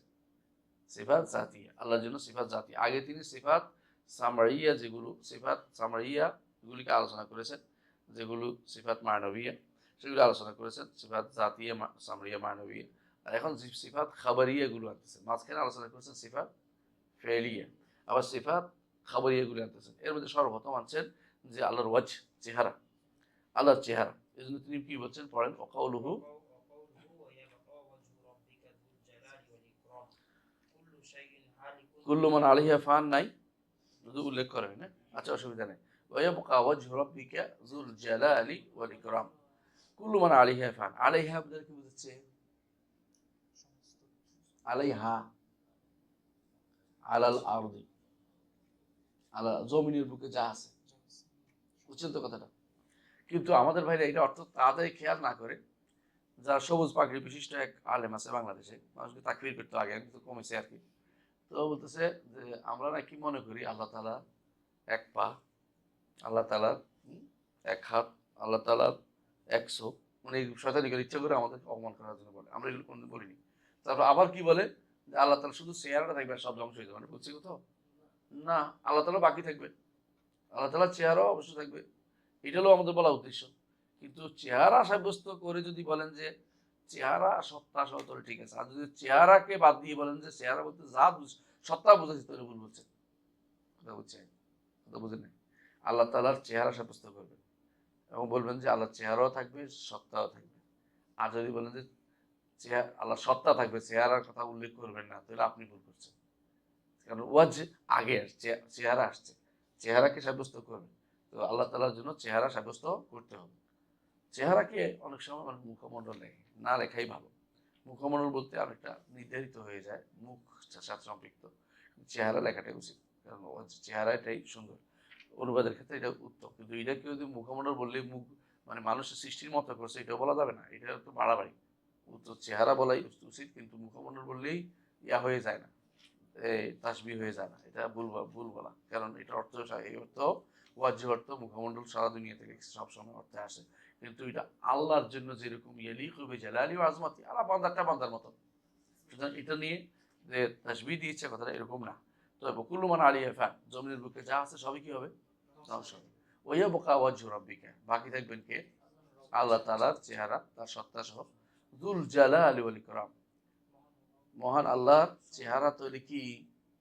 জুল জালালি ওয়াল ইকরাম, যেটা অত্যন্ত মর্যাদাপূর্ণ, আজমাত এবং কিবরিয়া এবং অহংকারপূর্ণ চেহারা, যে চেহারার দিকে কেউ তাকাতে সক্ষম হবে না যতক্ষণ পর্যন্ত না তিনি সেটাকে মানুষ দেখানোর মতো আমাদেরকে সুযোগ করে দেন, ততক্ষণ পর্যন্ত দুনিয়াতে কেউ তার চেহারা তাকাতে পারবে না। এই জন্য যখন যে চেহারা তাকাতে বলছিল যে রব্বি আরিনি আনজুর ইলাইকা, আল্লাহ আমার দিকে তাকান, আমি আপনাকে দেখবো, তখন আল্লাহ তাআলা কি বললেন? লান তারানি ওয়ালাকিন উনজুর ইলাল জাবাল ফাইন ইসতাকাররা মাকানাহু ফাসাউফা তারানি, তুমি আমাকে দেখতে পাবে না, তুমি পাহাড়ের দিকে তাকাও, যদি পাহাড়ের উপর আমি তাজাল্লি করবো, যদি সেটা ঠিক স্থির থাকে অবশ্যই তুমি আমাকে দেখতে পাবে। ফালাম্মা তাজাল্লা রাব্বুহু লিল জাবালি জাআলাহু দাক্কান ওয়া খারা মুসা সাইকা। যখন পাহাড় দিকে তাকালেন, পাহাড় চূর্ণ হয়ে গেল আর মুসা বেহুশ হয়ে পড়ে গেলেন। এটাই তো, মুসা বেহুশ হয়ে পড়ে গেল। ক্বালা সুবহানাকা তুবতু ইলাইকা, আপনার কাছে তওবা, ওয়া আনা আউয়ালুল মুসলিমিন না মুমিনিন? মুমিনিন, এখানে মুমিনিন, খেয়াল করেন কেন এখানে মুমিনিন? কারণ আমি প্রথমে ইমান আনতেছি যে আপনাকে দুনিয়াতে দেখা যাবে না, মুসলিমিন এখানে মুমিনিন, কারণ আমি প্রথম ইমান আনছি আপনাকে দুনিয়া দেখা যাবে না, কারণ আপনাকে দুনিয়া দেখার মতো চোখ আমাদের তৈরি হয়নি। আর আমাদের একদিন আল্লাহ তাআলা এমন চোখ দিবেন যে চোখে তাকে দেখতে পাবো, এবং সেটা আনন্দ হবে আলাদা। কিন্তু আমরা দুনিয়াতে দেখার মতো সে ক্ষমতা আমাদের নাই, কারণ তার চেহারার কি আছে, বাহা আছে। বাহা বুঝেনি? উজ্জ্বলতা। এই উজ্জ্বলতা এত বেশি যে যতটুকু পড়বে অতটুকু ছাই হয়ে যাবে, যেটার উপর পড়বে ছাই হয়ে যাবে। কারণ হাদিসে আছে লা আহরাকাত সুবহাত ওয়াজহি মান তাহিলাই বাসারু, তার চোখ যেটার উপর পড়বে এটাকে পুরো ছাই করে ফেলবে। এই জন্য দুনিয়ার বুকে কেউ আল্লাহকে সরাসরি, আল্লাহর সাথে কথাও বলতে পারে নাই, সরাসরি আল্লাহকে দেখেও নাই, আল্লাহকে সরাসরি দেখেও নাই। বুঝে আসছে? মুহাম্মদ রাসূলুল্লাহ সাল্লাল্লাহু আলাইহি ওয়াসাল্লাম কি দেখেছে? হুম, সরাসরি দেখেনি, সরাসরি দেখছে। কি দেখছে? এটা নূর দেখছে। রাআইতু নূর, বলছে আল রাআইতু রাব্বাক ক্বাল রাআইতু নূর। অন্য বর্ণনা আছে নূরুন আন্না আরা, তিনি তো নূর, তাকে কিভাবে দেখবো? নূরটাই দেখেছি। নূর, সেখানে ছিল নূর। নূর, এই নূরটা কি? নূরটা হচ্ছে হিজাব, হিজাবুহুন নূর, হিজাবুহুন নূর, তার পর্দাটাও নূরের। তিনি পর্দা, নূরের পর্দা দেখেছেন। নূরটাও দেখা সম্ভব না, মানে আল্লাহকে দেখা সম্ভব না। তো যেই নূর আলো, সে আলোটা তিনি দেখেছেন। কতদিন দেখেছেন এটা? মেরাজের, মেরাজের রাত্রিতে। আর স্বপ্নে তিনি আল্লাহকে দেখেছেন, কিন্তু সেটা বর্ণনা তিনি দেন নাই। শুধু আমরাও সেটা বর্ণনা না দিই, কিরকম দেখেছেন সেটা। অনেকেই এরকম স্বপ্নে যদি আল্লাহকে দেখে, কেউ বলে অমুক স্বপ্নে দেখছে, এনি বাড়াবাড়ি না করি। আমাদের কিছু ভাই আছে এ নিয়ে এত বাড়াবাড়ি শুরু করছে যে কেন দেখছে, কিভাবে দেখছে। কেউ হয়তো বললো যে অমুক ইমামে আল্লাহরে দেখছে, কেন দেখছে? দেখতে পারে, আপনার সমস্যা কোথায়? এখন প্রশ্ন হচ্ছে প্রথমে দুইটা একটু সাব্যস্ত কিনা, আরেকটা হলো যদি দেখেও অসুবিধা নেই, দেখতেই পারে। তাহলে আল্লাহকে দেখা সম্ভব, অসম্ভব কিছু না। স্বপ্নে, স্বপ্নে রব্বুল আলামিনকে দেখা সম্ভব। কারণ রাসূলুল্লাহ সাল্লাল্লাহু আলাইহি ওয়াসাল্লাম নিজেও দেখছেন। সুতরাং বান্দার পক্ষে আল্লাহকে দেখা সম্ভব, না যায় না। কখন দেখবে এটা? স্বপ্নে। কিন্তু বর্ণনা দিতে পারবে না, বর্ণনা দিতে পারবে না, কারণ এই বর্ণনা দেওয়ার মতো ক্ষমতা তার নাই, এই জন্য দিতে পারবে না। সুতরাং কেউ যদি বলে যে আল্লাহকে দেখছে, হ্যাঁ, কেউ তো আবার সমস্যা, কেউ 99 বার বানাইছে, কেউ 100 বার বানাইছে, এগুলো তো বানোয়াট কথাবার্তা। কিন্তু মাসালাটা বৈধ, অবৈধ না। কিন্তু মানুষ যেন সাব্যস্ত করাটা বৈধ হয় না, কারণ সহজ নাই। নিজেরা বসে বসে আমার ইমামের এইরকম ক্ষমতা, কারামতি বানায় না, কারামতি বানায় বসে বসে, কারামত কারামত কারামত, শুধু কারামতের অনুষ্ঠান। নাউজুবিল্লাহ। আলা কুল্লি হাল, তাহলে আমরা দেখতে পাচ্ছি যে আল্লাহ তাআলা অবশ্যই থাকবেন। এমন আল্লাহ তাআলা তার জাতও থাকবে, তার চেহারাও থাকবে, সত্তাও থাকবে, এবং এমন এক চেহারা, যে চেহারা তিনি একদিকে তিনি নিজে মর্যাদাপূর্ণ, আর ইকরাম অর্থ হচ্ছে যে তিনি তার ঈমানদারদেরকে সম্মানকারী, তার নবীদেরকে সম্মানকারী, মর্যাদাকারী, এবং তিনি নিজেও মর্যাদার উপরে প্রতিষ্ঠিত। দুইটা অর্থ শুদ্ধ, নিজে মর্যাদা প্রতিষ্ঠিত, অন্যকে মর্যাদাবান করবে। এই জন্য আলিদু ইয়া আলিদু বিয়া জাল জালাল ওয়াল ইকরাম, এটা দিয়ে বলছেন। এটা এটা এটা দিয়ে বেশি বেশি দোয়া করতে আমাদেরকে বলেছে যে ইয়া জাল জালাল ওয়াল ইকরাম, হে জাল জালাল ওয়াল ইকরাম। কারণ আপনি দুনিয়াতে মর্যাদা চান, আপনি ইকরাম চান, আখিরাতে মর্যাদা চান, সম্মান চান।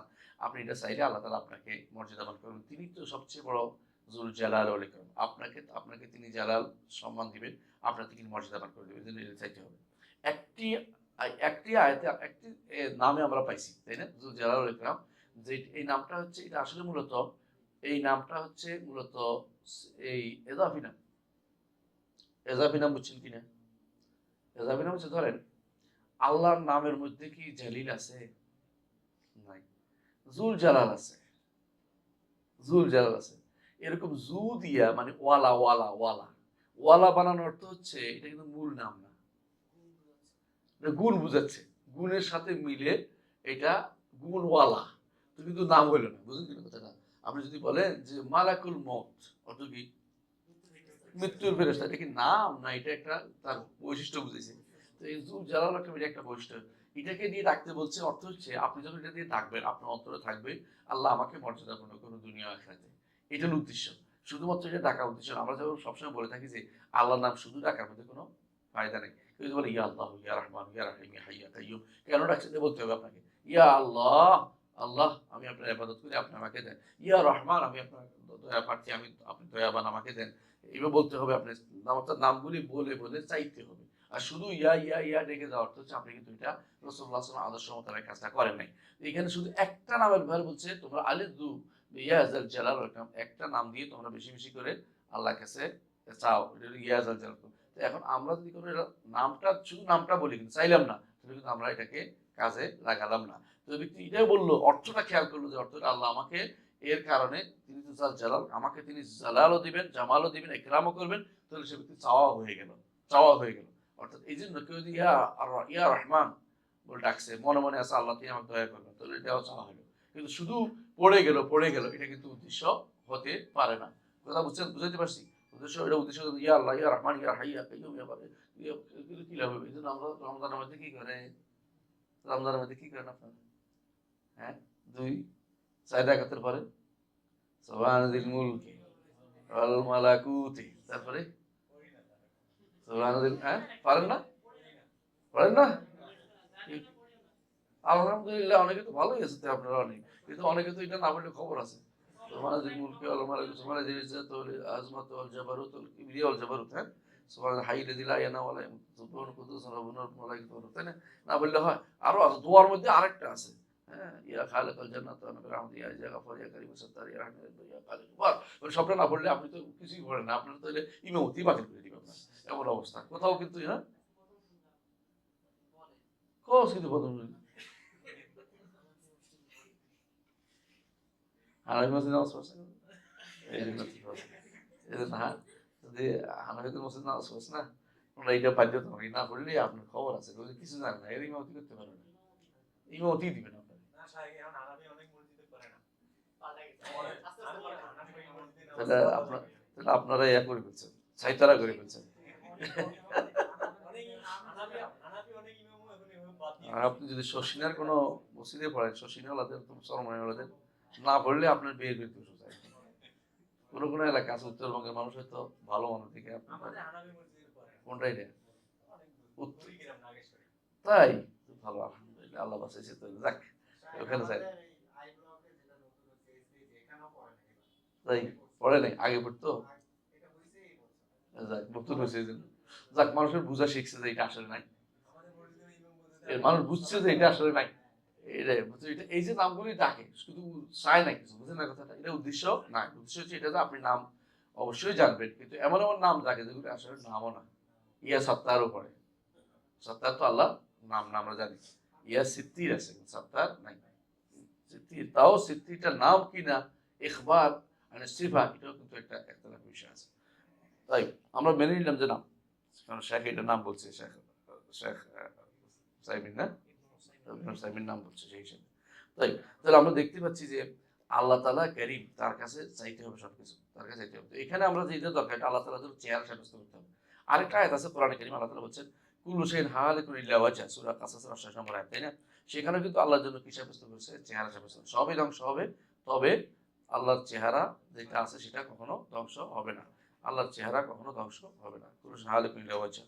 তো জমিনের সব কিছু ধ্বংস হবে, এটা এখানে কিন্তু সবই বলছে। আর আগেরটা কিছু জমিন সব ধ্বংস হবে, আর এটা কিন্তু কুল্লু শাইইন হালিকুন বলছে। মনে রাখবেন, কুল অর্থ সবকিছু বললে সবকিছু বাদ হয় না, কারণ সব জায়গাতেই এক এই এই সংক্রান্ত সব বোঝায়। কুল বলতে সব জায়গাতে কিছু না কিছু কি আছে, বাদ পড়ে। এটা নিয়মে, এটা যে কোনো কুল বলে, এটাকে বলা হয় যে কোনো মৌলিক জিনিস থেকে কিছু না কিছু এক্সেপশন থাকেই। মৌলিক কোন নির্দেশনাতে এক্সেপশন থাকে।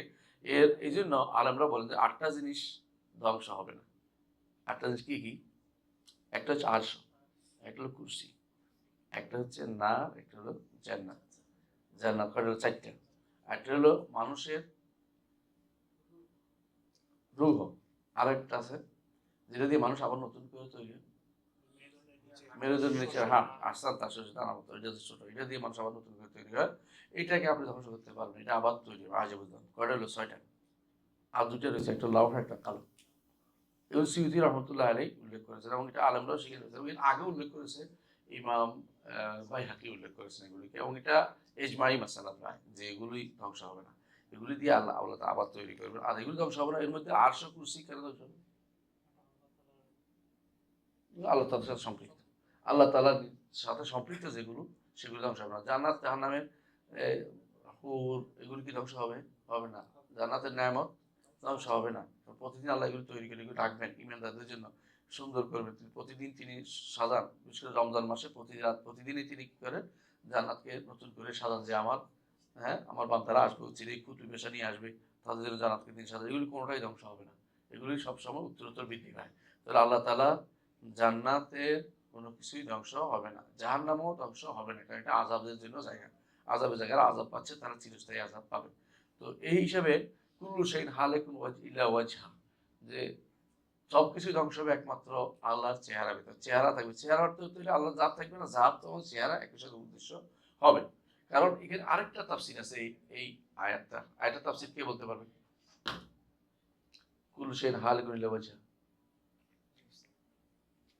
সবই ধ্বংস হবে তবে মায়াকুল লিওয়াজিল্লাহ আল্লাহর জন্য যেটা হবে কোনো ধ্বংস হবে না বুঝছেন আপনি দুনিয়াতে সম্পদ করছেন দুনিয়াতে এটা করছেন এটা করছেন আল্লাহর জন্য দিয়ে রাখেন দেখবেন যে কোনো ধ্বংস না আল্লাহ এটা আখিরাতে আপনি পেয়ে যাবেন এইটাও একটা উদ্দেশ্য এটা এই তাফসীরও শুদ্ধ এই তাফসীরও শুদ্ধ আল্লাহর চেহারা দেখার জন্য আপনি যদি কোনো কিছু করেন অবশ্যই সেটা কি আল্লাহর কাছে পাবেন এই জন্য ইল্লাবতিগা ওয়াজহি রাব্বিল আ'লা একমাত্র আল্লাহর চেহারা দেখার নিয়তে যারা দান করে দিয়েছে কে দিয়েছিল আবু বকর রাদিয়াল্লাহু আনহু এই জন্য এটা আল্লাহ তাআলা স্পষ্ট উল্লেখ করে দিয়েছেন সুতরাং যেখানে যে ওয়াজ আছে আল্লাহ তাআলা সেখানে ওয়াজের তো চেহারাই নিতে হবে অন্য কোনো অর্থ মানে নিবেন না যেটা অনেকে কি করে যারা বেদাতিরা তারা কি মনে করে একদল বলে যে সওয়াব সন্তুষ্ট সওয়াব দিবে আল্লাহ তাআলা হ্যাঁ আল্লাহ সওয়াব নষ্ট হবে না এটা ঠিক না আরেকদল বলে যে এটা দ্বারা উদ্দেশ্য আল্লাহ জাত নষ্ট হবে না চেহারা সাব্যস্ত করা এই জন্য জাত বুঝাইছে না এটা ঠিক না চেহারা এবং জাত উভয়টা বুঝাইছে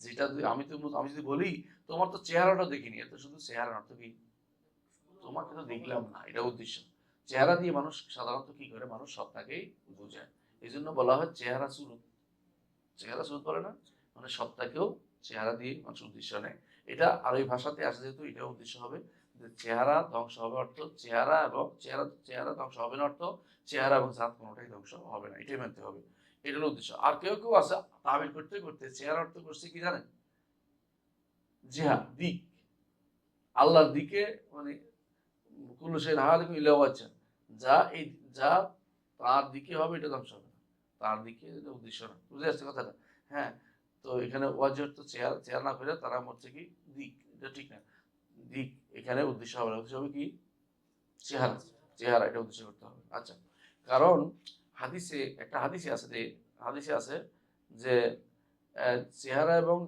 জাতের মধ্যে আল্লাহ রাসূল সাল্লাল্লাহু আলাইহি ওয়াসাল্লাম পার্থক্য করেছেন যখন তোমরা মসজিদে প্রবেশ করো তখন কি বলবে আউযু বিল্লাহিল আযীম ওয়া বি ওয়াজহিল কারীম বুঝা গেল বিল্লাহে আছে না আল্লাহর সত্তা পরে ওয়াজহিল কারীম তার চেহারা আলাদা উল্লেখ করেছেন তারপর চেহারা আলাদা জাত আলাদা যদি বলে চেহারা বলে জাত বুঝাইছে তাহলে হাদিসের অর্থ কি করবে বেদাতিরা কি অর্থ করে এটা হাদিসের খবর ওয়াহিদ বলছে একটা কইয়ে বাদ দিয়েছে খবর ওয়াহিদ মানি হ্যাঁ নাউজুবিল্লাহ তাহলে হাদিস অস্বীকারীদের মধ্যে এরা কিন্তু প্রথম আগে থাকবে আশারি মাতুরিদিরা কারণ অনেক হাদিস তারা মানে না কারণ তারা এগুলিকে বলে যে এগুলি আমরা আকীদার ক্ষেত্রে আমরা এগুলি মানব না রাসূলুল্লাহ সাল্লাল্লাহু আলাইহি ওয়াসাল্লাম বলেছেন আউযু বিল্লাহিল আযীম বিল্লাহ তা আল্লাহ জাত ওয়া বিওয়াজহিল কারীম এবং তার সম্মানিত চেহারার ওসিলা তাহলে বোঝা গেল সম্মানিত চেহারা আলাদা জাত আলাদা যারা জাত এবং চেহারাকে একসাথে করে তারা কি এই ভুলের মধ্যে আছে ঠিক আছে আবার দেখেন এই হাদিসের মধ্যেই আল্লাহ তাআলা তার জাতকে তার নিজের দিকে সম্পৃক্ত করেছেন বিওয়াজহিল বলেছেন তাই না হাদিসে রাসূলুল্লাহ সাল্লাল্লাহু আলাইহি ওয়াসাল্লাম আল্লাহ তাআলার চেহারাকে তার জাতে সম্পৃক্ত করেছেন এর অর্থ হলো জাতের দিকে সম্পৃক্ত চেহারা যেটা সেটা উদ্দেশ্য আর মনে রাখবেন একটা জিনিস হচ্ছে যে আল্লাহর দিকে সম্পৃক্ত যা হয় তা দুই প্রকার পড়াছি না মনে আছে বলেন তো আল্লাহর দিকে যা সম্পৃক্ত হয় তা দুই প্রকার কি কি কে পারে কিন্তু সৃষ্ট জিনিস যদি হয়, আলাদা জিনিস হয়, তখন ওর সম্মানের জন্য হয়। যেমন আব্দুল্লাহ, আল্লাহর বান্দা। আব তো আলাদা, তাই না? আলাদা পাওয়া যায়। একটা দাস তো আর আরেকজনের ভিতরে পাওয়া যায়, কি আলাদা পাওয়া যায় না? যে জিনিস আলাদা, সৃষ্ট জিনিস, এটা যদি কোনো স্রষ্টার দিকে সম্পৃক্ত হয়, তখন কি অর্থ হয়? সম্মান। যেমন বাইতুল্লাহ, আল্লাহর ঘর। যেমন নাকাতুল্লাহ, আল্লাহর মুষ্টি। কোরআনে উল্লেখ করেছেন আল্লাহ তাআলা, দুইটাই। তাহলে বোঝা গেল যে যেখানে এরকম আসবে, অর্থ কি? সৃষ্টিকে স্রষ্টার দিকে সম্পৃক্ত করা। এটা অর্থ কি? সৃষ্টিকে সম্মানিত করা। আর যখন সৃষ্টি নয়, এমন জিনিস বাইরে পাওয়া, চেহারা কি কোথাও আলাদা পাওয়া যায়? দেখছেন চেহারা? হ্যাঁ, চেহারা তো সত্তার সাথেই। এটা বুঝেন, যে জিনিস এরকম, যেটা আলাদা আলাদা জিনিস নয়, সেটা যখন উদ্দেশ্য নিবে, তখন এটা হবে এজাফাতুল সিফাত ইলাল মওসুফ। অর্থাৎ গুণটাকে, যার গুণ বর্ণনা, তার দিকে সম্পৃক্ত করা হবে। এটা আলাদা কোনো সত্তা না। সুতরাং বোঝা যাচ্ছে যে এখানে জাত সিফাত এটা সাব্যস্ত আপনাকে করতেই হবে। সিফাত এটা সাব্যস্ত আপনাকে করতেই হবে, কারণ এই সিফাত সাব্যস্ত না করলে এটাকে আপনি সত্তা আলাদা বানাইতে পারতেছেন না, আর এটা জাতও বানাইতে পারতেছেন না। অবশ্যই এটা কি? সিফাত। সুতরাং বোঝা গেল যে এই দুই রকমের মধ্যে সিফাত যদি আল্লাহর জন্য যখন চেহারা সাব্যস্ত করবেন, তো এটা অবশ্যই আল্লাহর গুণই হবে, এটা কোনো সৃষ্ট জিনিস হবে না। মুতাজিলা কি বলছে?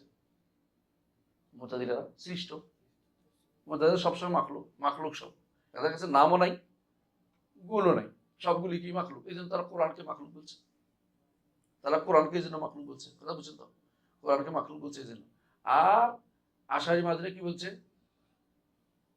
হম, এগুলি এগুলি গুণ না, এগুলি মুতাশাবিহ, এগুলি বোঝা যায় না, এগুলি অর্থ বোঝা যায় না, এগুলি অর্থ করা যাবে না, এগুলিকে তাবিল করতে হবে।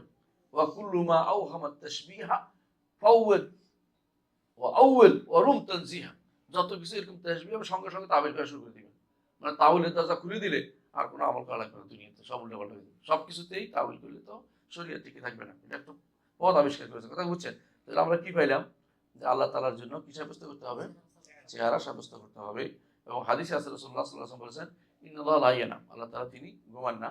ওয়ালা ইয়ানবাগি লাহু আন ইয়ানাম, ঘুমানো তার কোনো কি নয়, তার উপযুক্তও নয়। হিজাবুন নূর, তার পর্দা হচ্ছে নূরের।